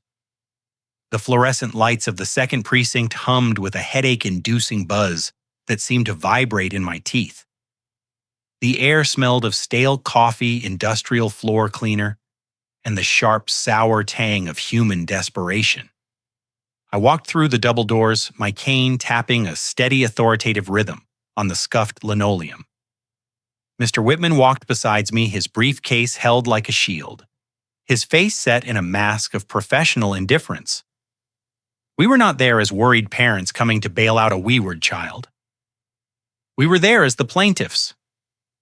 I saw them immediately. Jason was handcuffed to a metal bench in the processing area, a place reserved for drunks and petty thieves. He looked small. The arrogance that usually puffed out his chest and made him walk with a swagger was gone, replaced by the slumped, calved-in posture of a man who had been stripped of his dignity along with his belt and shoelaces. His expensive linen shirt bought for a tropical paradise was stained with grease from the police cruiser's hood and dark patches of sweat. He looked up when he heard the distinctive click of my cane. His eyes widened, red-rimmed and frantic. For a split second, a wave of relief washed over his face. He thought the cavalry had arrived. He thought Daddy was here to write a check, yell at the sergeant, and make the bad men go away. Did I? He croaked, standing up as far as the short chain would allow. Thank God. You have to tell them this is insane. Tell them I live there. Tell them it's all a misunderstanding. I stopped 5 feet away from him. I did not step into his personal space. I stood just outside the reach of his desperation, a deliberate distance that felt like an ocean. I looked at the officer at the desk, a sergeant I knew from the Rotary Club, a man who knew my reputation. Sergeant? I said, my voice projecting clearly through the room, cutting through the background noise of radios and phones. I am Bernard Blackwood. I am the former owner of the property at 42 Oak Lane. I am here to confirm that the individual in custody has no legal claim to the residence. He does not hold a lease. He does not hold a title. He was in fact trespassing on private property that he has been explicitly barred from. Jason's jaw dropped. The relief on his face curdled into a look of absolute betrayal. A look of a child who has just realized the monster in the closet is real. What are you saying? He whispered, his voice trembling. I am your son. I have lived there for 5 years. I looked at him. Then I really looked at him. I didn't see the boy I had taught to ride a bike. I saw the man who had pawned my wedding ring for pocket money. I saw the man who had left me a frozen dinner on Thanksgiving while he flew first class. You are a 42-year-old man who broke into a house he does not own. I said, my voice as cold as the winter wind outside. That makes you a criminal. Jason, not a son. You vacated the premises of your own accord. You abandoned your residency, and I sold the building. Monica was sitting on a plastic chair in the waiting area, huddled under a thin blanket, the children asleep in a pile of coats on the floor next to her. She looked ragged, her makeup smeared her hair of bird's nest of tangles. She jumped up when she heard my voice rushing the barrier like a cornered animal. You sick old bastard! she screamed, pointing a manicured finger at me. Her face twisted into a mask of pure venom. You set us up. You sold the house while we were in the air. You ruined everything. You were going to pay for this. I turned to her slowly. I did not raise my voice. I did not need to. My silence was louder than her screaming. I liquidated an asset, Monica, I said calmly, just like you liquidated my wife's jewelry. The difference is I owned the house. You did not own the pearls. You did not own the sapphire brooch, and you certainly did not own my wedding ring. She froze. The blood drained from her face, leaving her pale and ghostly under the harsh lights. Her mouth opened and closed, but no sound came out. She knew. In that moment, she realized that I knew everything. The secret economy she had built on my grief was exposed. I didn't. She stammered, looking around to see if the officers were listening, suddenly aware of her own legal peril. I have the receipts, I said, tapping the breast pocket of my coat. I have the box from under the floorboard, and I have the police report filed for grand larceny ready to be submitted. But I am a generous man. I am not pressing those charges today. Today, I am simply returning your property. My property? She asked, confused, her eyes darting around. I nodded to the entrance. S pushed the double doors open with his shoulder. Behind him, two of his guys wheeled in a hand truck stacked high with brown cardboard boxes. They were heavy taped shut with aggressive amounts of gray duct tape bulging at the sides. They smelled of dust and the hasty, violent packing job I had supervised. S parked the dolly right in the middle of the precinct waiting room between the vending machine and the intake desk. He tipped it back and let the boxes slide onto the floor with a heavy final thud that shook the room. What is this? Jason asked from the bench, straining against his cuffs to see. This is your life, I said. What is left of it? I pointed to the boxes with the tip of my cane. Your clothes, your shoes, your electronics, your collections, it is all there. I had the movers pack everything from the second floor. Nothing was left behind. No socks, no toothbrushes, no pictures. Consider this the final distribution of the Blackwood estate. Monica stared at the boxes. She recognized the shape of things inside. She saw the corner of a designer dress poking out where the tape had split, wrinkled, and crushed. She saw the edge of a box that likely held her expensive creams now leaking and broken. You put my Chanel bags in a cardboard box, she whispered, her voice trembling with a materialistic horror that seemed to eclipse the fact that her husband was in handcuffs. You ruined them. You crushed them. They are just things, Monica, I said, echoing the exact words she had used when she broke my favorite coffee mug years ago and told me to get over it. You can always buy more. Oh, wait. You can't because I canceled the cards and you have no job. Whitman stepped forward, smooth and lethal. He placed a document on top of the stack of boxes. This is a restraining order, he said professionally. It bars you from coming within 500 FT of Mr. Blackwood or his new residence. It also serves as formal notice that you have been removed as beneficiaries from the family trust due to criminal misconduct and gross ingratitude. You're on your own. Jason looked at the restraining order. He looked at the boxes. He looked at me. The reality was finally sinking in. There was no house to go back to. There was no bank account to draw from. There was just a pile of boxes on a dirty police station floor, a criminal record, and a winter storm outside.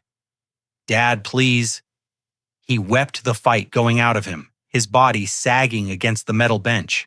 We have nowhere to go. The kids, we don't have any money.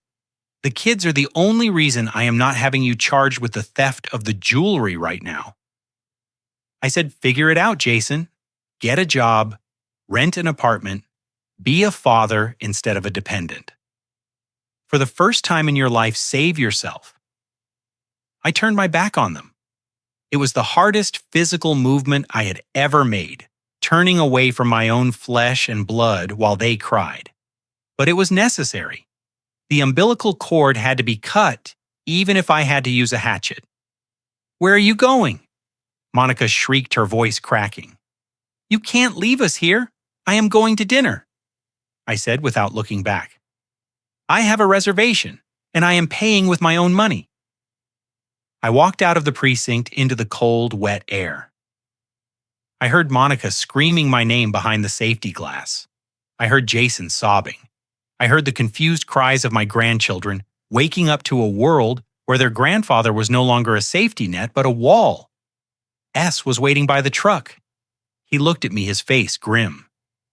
"Done?" he asked. "Done," I said.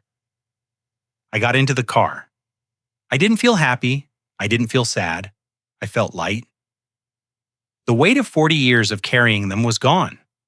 I was just a man with a cane and a quiet life ahead of me. And for the first time in a long time, I was looking forward to the silence. 3 weeks after I left my son and his wife standing in the cold outside a police station, a process server found me at the Ritz-Carlton. I was eating a grapefruit and reading the Wall Street Journal, enjoying the silence that money and solitude can buy. The young man looked apologetic as he handed me a thick envelope. He knew who I was. By now, half the city knew who I was. The story of the Thanksgiving eviction had circulated through the country clubs and boardrooms like a viral fever. Some called me a monster. Most called me a legend. I opened the envelope. It was not an apology letter. It was a lawsuit. Emergency motion for temporary guardianship and conservatorship. Plaintiff Jason Blackwood. Defendant Bernard Blackwood.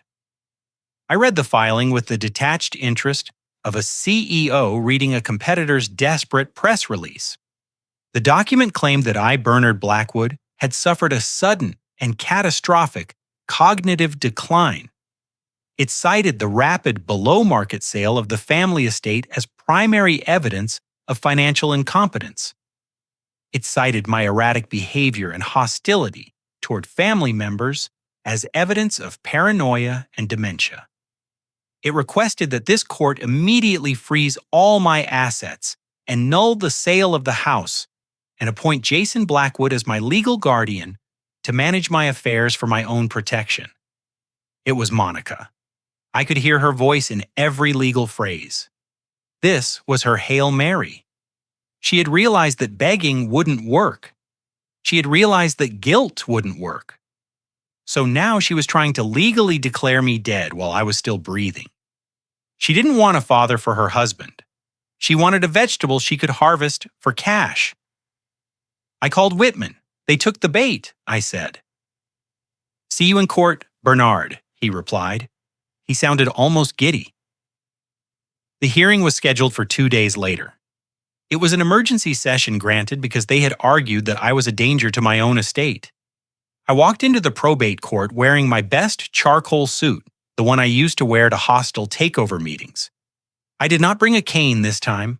I walked upright. I wanted them to see exactly who they were fighting. Jason and Monica were already there seated at the plaintiff's table.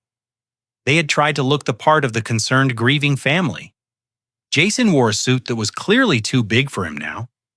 He had lost weight from the stress of the last month. He looked pale, sweating, despite the air conditioning. He wouldn't meet my eyes.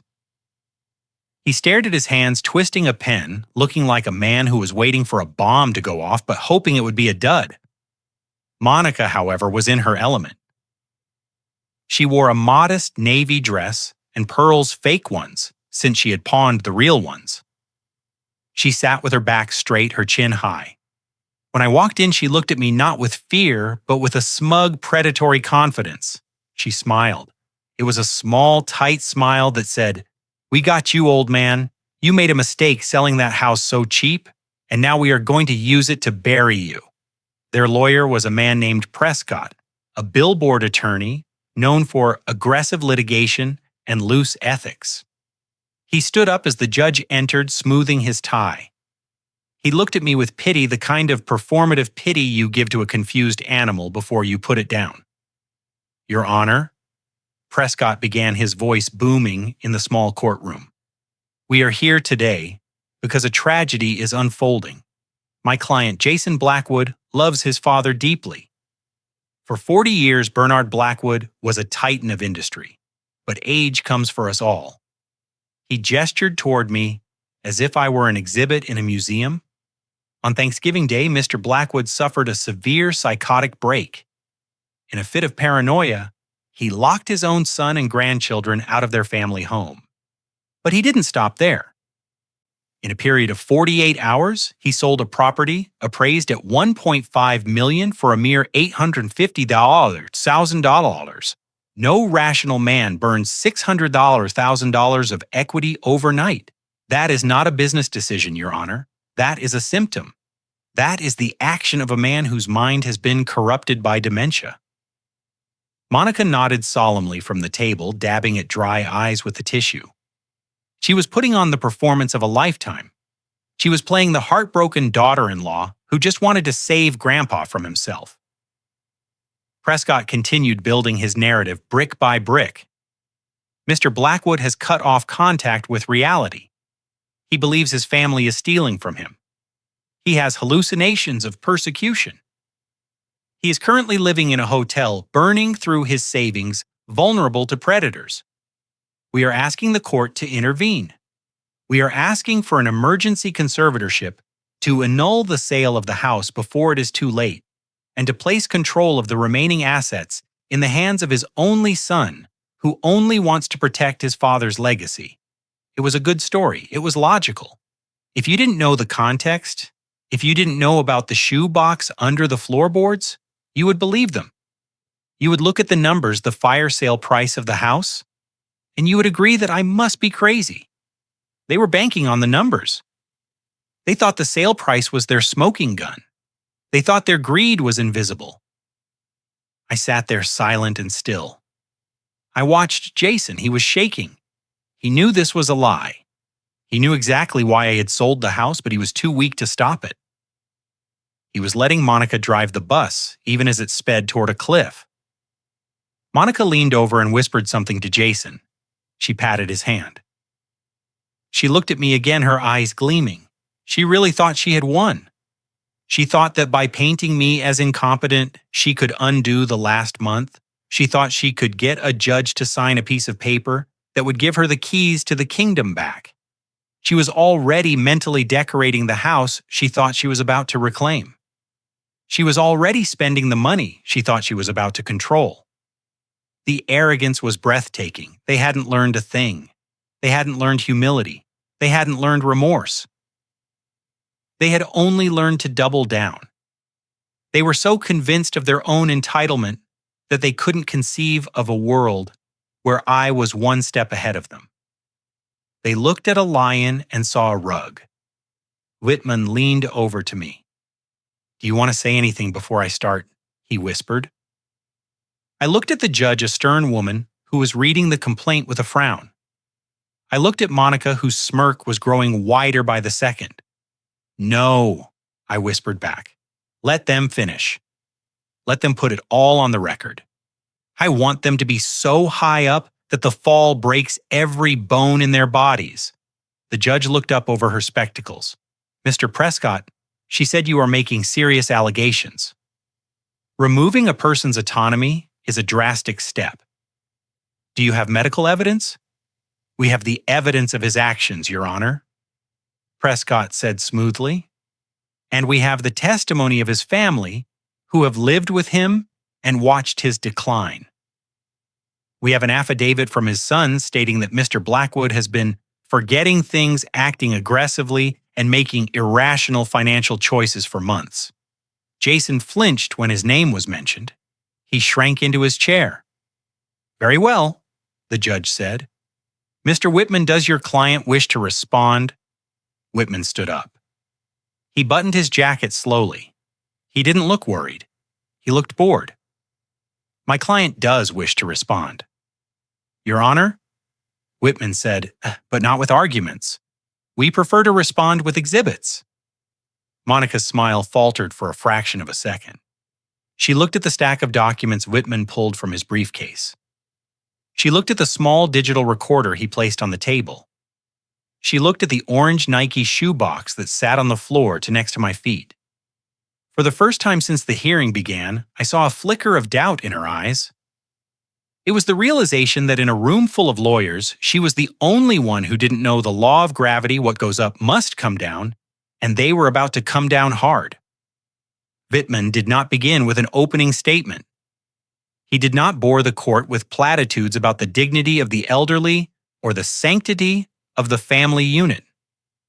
He simply walked to the clerk's desk and placed a small silver flash drive on the polished wood. It made a sharp click that sounded like a pistol hammer being cocked. He asked for permission to play a video file. The judge nodded, and the large monitor mounted on the wall flickered to life. The grainy black and white footage from my security cameras filled the screen.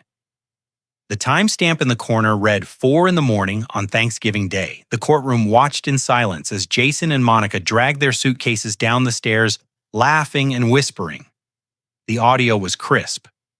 Every person in the room heard Monica call my home a place of failure. They heard Jason joke about my hearing loss. They heard the slam of the door as they left me alone with a frozen dinner. I watched the color drain from Monica's face. She gripped the edge of the plaintiff's table, her knuckles turning white.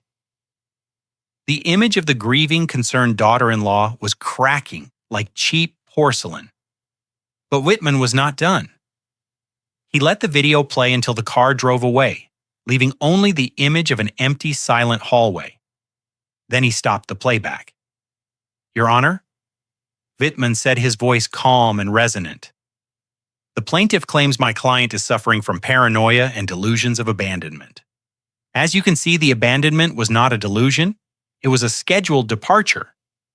Prescott, their lawyer, jumped up. "Objection. This is irrelevant. A vacation does not prove competence." Wittman ignored him. He picked up the small digital recorder I had placed on the table. Exhibit B. Wittman announced a voicemail received by my client on Thanksgiving Day, shortly after he discovered unauthorized charges on his credit card. He pressed play. Monica's voice shrieked through the courtroom speakers, distorted by rage but unmistakable. "You old bat! You ruined everything! Fix this right now or you will never see these children again." The judge flinched. She looked from the recorder to Monica, her eyebrows knitting together in a frown of distaste. The contrast between the demure woman in the navy dress sitting at the table and the banshee on the recording was absolute. Monica looked down at her lap, unable to meet the judge's gaze. Jason put his head in his hands. "This establishes the tone of the relationship," Wittman said. "It is not one of caregiving. It is one of hostage-taking." But let us address the core of the plaintiff's argument. They claimed that Mr. Blackwood's decision to sell his home was an act of financial incompetence, a fire sale driven by dementia. Wittman walked back to his briefcase. He pulled out the orange Nike shoebox. He did not treat it delicately. He dumped the contents onto the defense table. The pile of receipts slid across the surface, a chaotic mound of paper that represented the systematic looting of my life. "I would like to enter into evidence 53 separate transaction slips from Quick Cash Pawn and Loan," Wittman said. These receipts were found hidden beneath the floorboards of the plaintiff's bedroom in Mr. Blackwood's home. He picked up the top receipt and handed it to the bailiff to give to the judge. "Item 1, Wittman read aloud. "A platinum and sapphire brooch, appraised value $15,000. Pawned by Monica Blackwood for $1,200 on November 20th. He picked up another. Item 2, a strand of South Sea pearls pawned for $800. He picked up a third. Item 3, a men's gold wedding band inscribed forever. C and B pawned by Jason Blackwood for $300 on November 22nd. The silence in the courtroom was no longer just quiet, it was heavy. It was the suffocating silence of a room where a crime has just been exposed. The judge held the receipt for my wedding ring. She looked at it for a long time. Then she looked at my hand resting on the table, bare and ringless. She looked at Jason. Her eyes were no longer neutral. They were cold. "Mr. Blackwood." The judge addressed Jason, directly bypassing his lawyer. "Did you pawn your father's wedding ring?" Jason stood up. He was shaking. He tried to speak, but his voice failed him. He cleared his throat. "Your Honor, it was a temporary loan. We were going to get it back. We just needed liquidity." Liquidity. The judge repeated the word, dripping with disdain. "You sold your father's wedding ring for $300 while living rentrer in his home. And now you are asking this court to give you control over the rest of his assets." She turned her gaze to me. "Mr. Blackwood," she said softly, "why did you sell your house?" I stood up. I buttoned my jacket. I looked her in the eye. I spoke clearly, without a tremor, without a pause.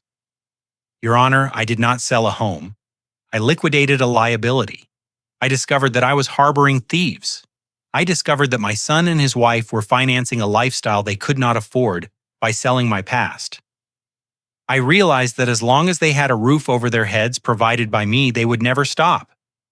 Selling the house was the only way to evict them legally and permanently.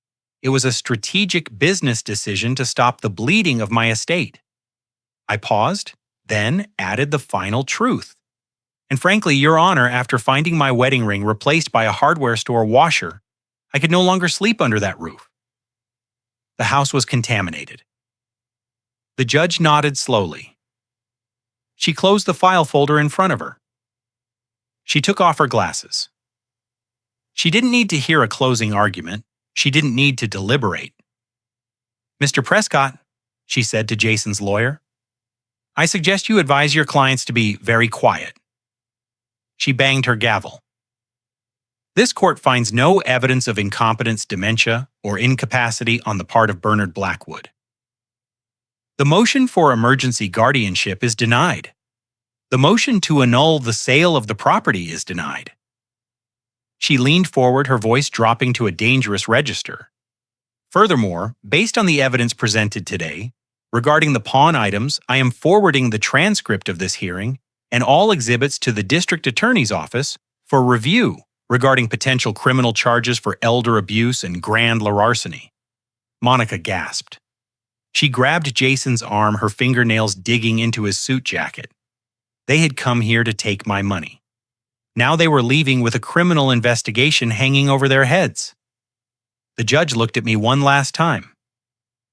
"Mr. Blackwood, you are free to go. And may I say I am sorry for your loss." She wasn't talking about my wife. She was talking about my son. "Thank you." "Your Honor," I said. I gathered my papers. I picked up the orange shoebox. I didn't look at Jason. I didn't look at Monica. I walked down the center aisle of the courtroom, my footsteps steady and sure.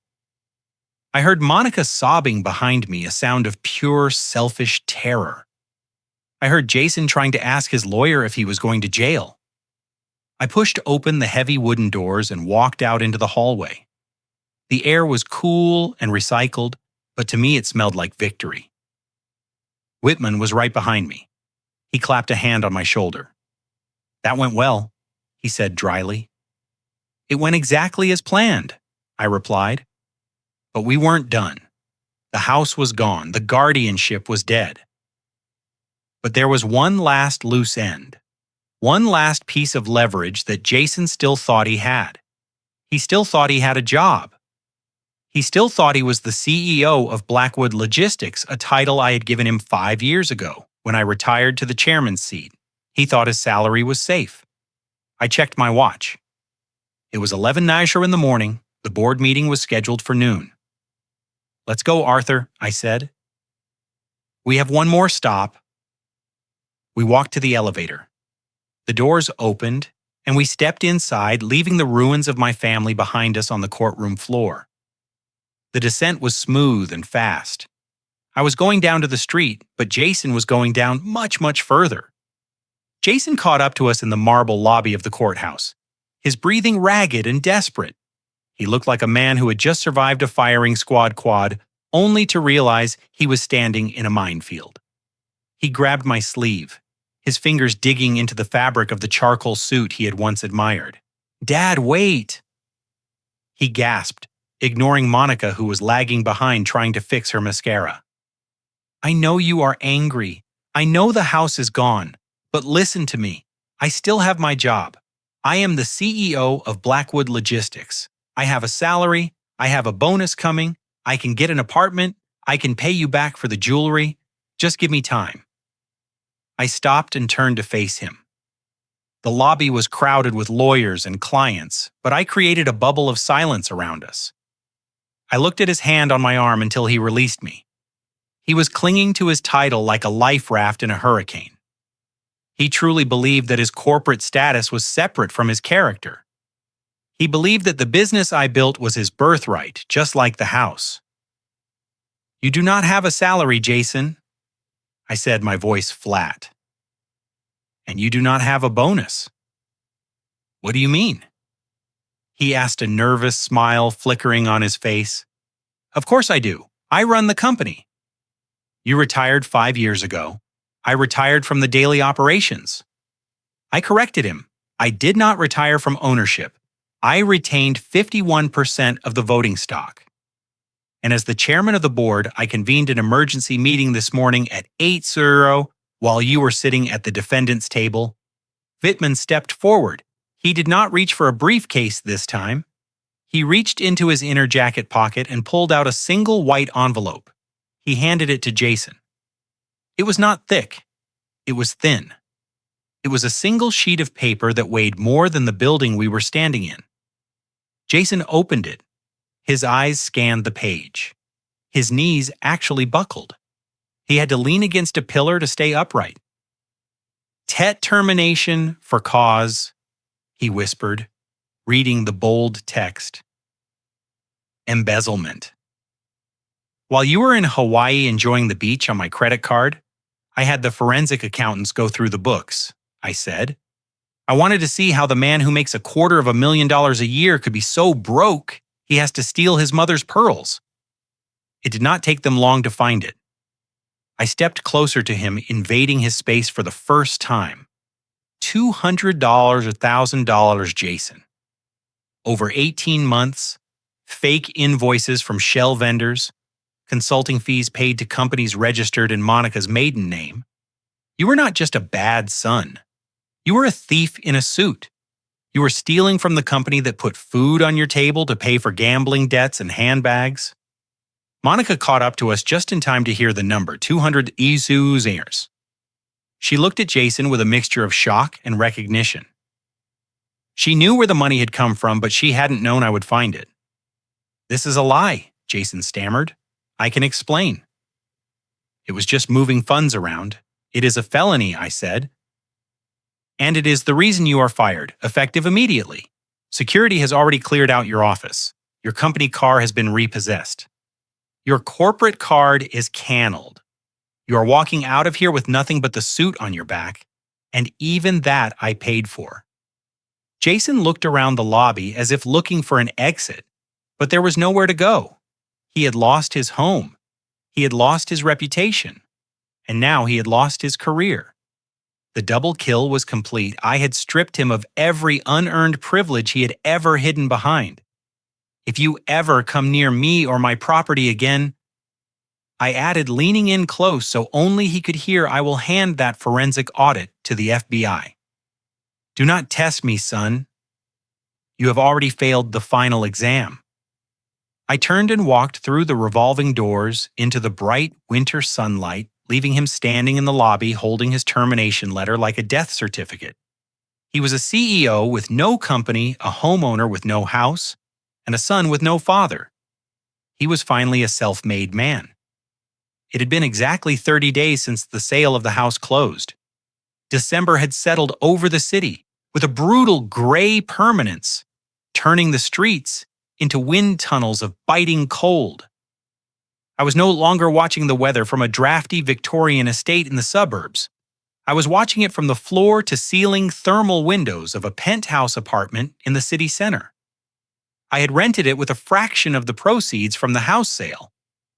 It was modern, warm, and remarkably quiet. There were no creaking floorboards. There were no memories of a dead wife in the hallways. There was just clean white space and the hum of the city 20 stories below. I was setting the table for dinner. I had invited Sal and Arthur Whitman. It was a make-up Thanksgiving, a real one.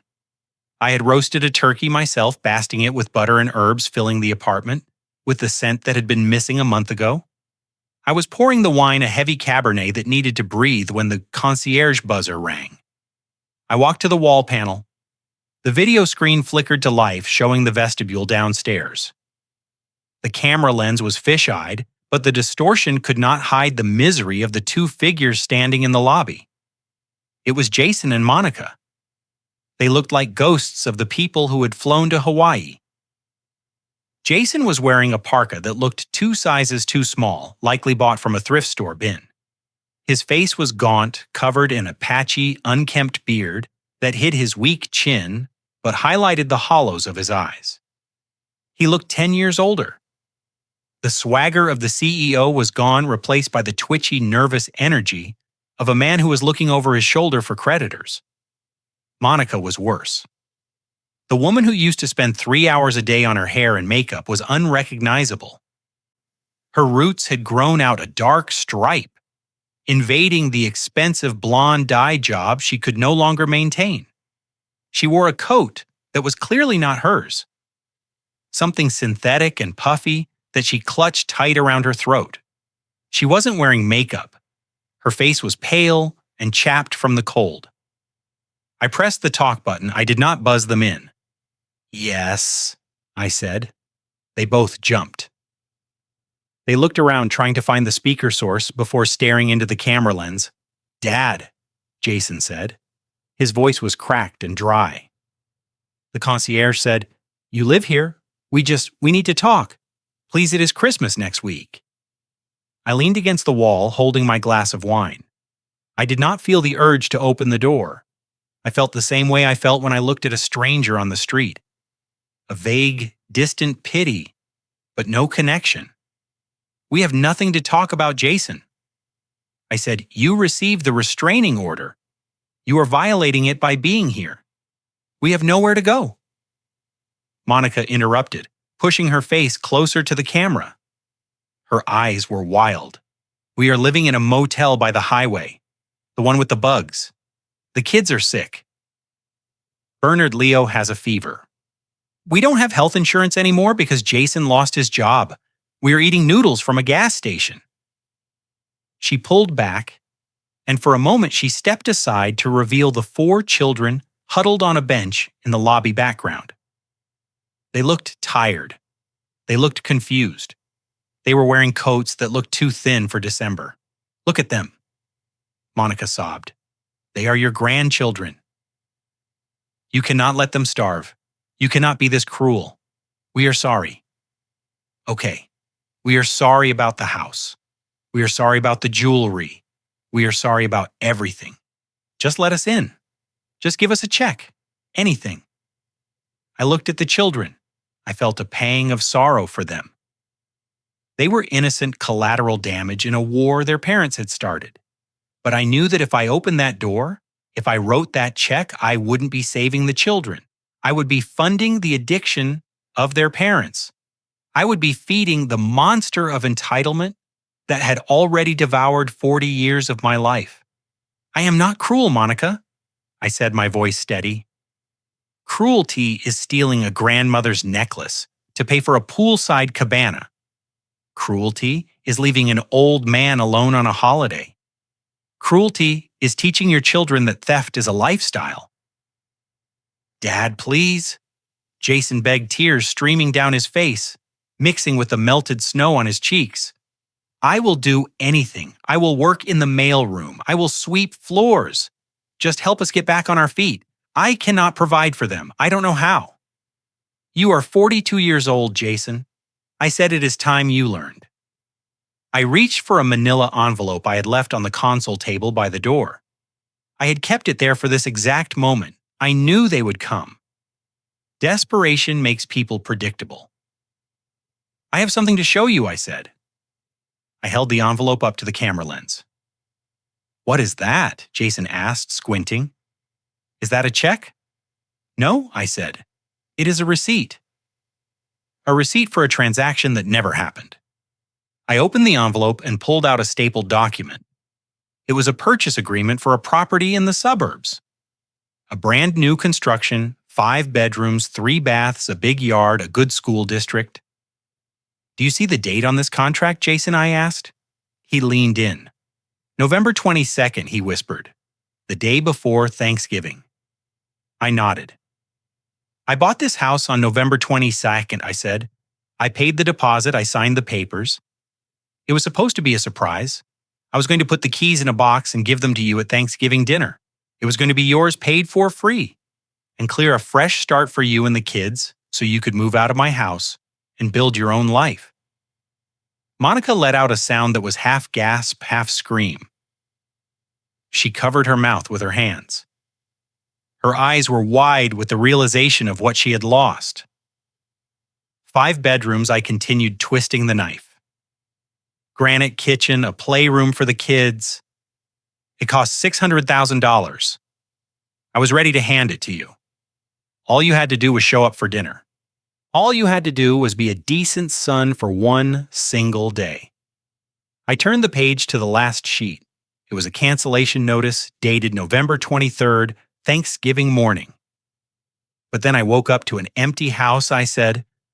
I woke up to a stolen credit card and a frozen lasagna. So I called the builder and I canceled the contract. I lost the deposit, but it was worth it. Jason slid down the wall of the lobby until he was crouching on the floor, his head in his hands. He was weeping uncontrollably now, a sound of pure, unadulterated regret. He realized that his greed hadn't gained him anything. It had cost him everything. He had traded a mansion for a week in a hotel he couldn't afford. You traded a lifetime of security for 5 days in Hawaii. I said, my voice low and final. That is the worst business deal I have ever seen. And you made it all by yourself. No, Monica whispered. No, please. We can fix it. We can still take the house. You can buy it again. It is sold. I lied, just like the estate. Just like my wedding ring. It is gone. I looked at them one last time. A broken man and a shattered woman, tasting that the golden goose hadn't just stopped laying eggs. It had flown away. Go home, Jason, I said. Oh, that is right. You don't have one. I reached for the button to end the call. Dad. Jason screamed, looking up at the camera one last time. Dad, don't. Goodbye, son, I said. I pressed the button. The screen went black. The image of their misery vanished, replaced by the smooth, dark glass of the monitor. The silence returned to the penthouse. It wasn't lonely. It was heavy with closure. I stood there for a moment, letting my heart rate slow down. I felt a deep, vibrating sense of peace settling into my bones. The cord was cut. The ledger was balanced. I turned away from the door. I walked back into the dining room. The chandelier cast a warm, golden light over the table. The turkey was carved. The wine was breathing. S and Arthur were standing by the window, looking out at the city lights. They turned when I entered. They saw my face. They didn't ask what happened. They knew. Everything all right, Bernard S. asked, pulling out a chair. Everything is perfect, S., I said. I sat down at the head of the table. I picked up my linen napkin and placed it on my lap. I looked at the feast before me. It was hot. It was fresh. It was paid for with money that was safe from thieving hands. I lifted my glass of wine. S and Arthur lifted theirs. To family, Arthur said, hesitating slightly. I smiled. I looked at the 2 men who had helped me reclaim my life, the locksmith and the lawyer, the men who had answered the call when my own blood had run. To the family we choose, I corrected him. We clinked glasses. The crystal rang out with a pure, clear note. I took a sip.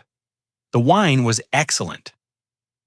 Outside, the winter wind howled against the glass, searching for a way in but finding none. I cut a piece of turkey and took a bite. It was the best Thanksgiving dinner I had ever had. Looking back at that frozen Thanksgiving, I learned the hardest lesson a parent can face. You cannot save someone who refuses to save themselves. For years, I thought love meant shielding my son from reality. But I was only funding his entitlement. I realized that dignity has no price tag and respect cannot be bought. If you have to pay for your seat at the table, you are not a guest. You are a sponsor. True family isn't defined by blood, but by loyalty. Sometimes the only way to find peace is to close the door on those who only know how to take. If you agree that respect must be earned and never inherited, hit that like button and subscribe for more stories where justice is finally served.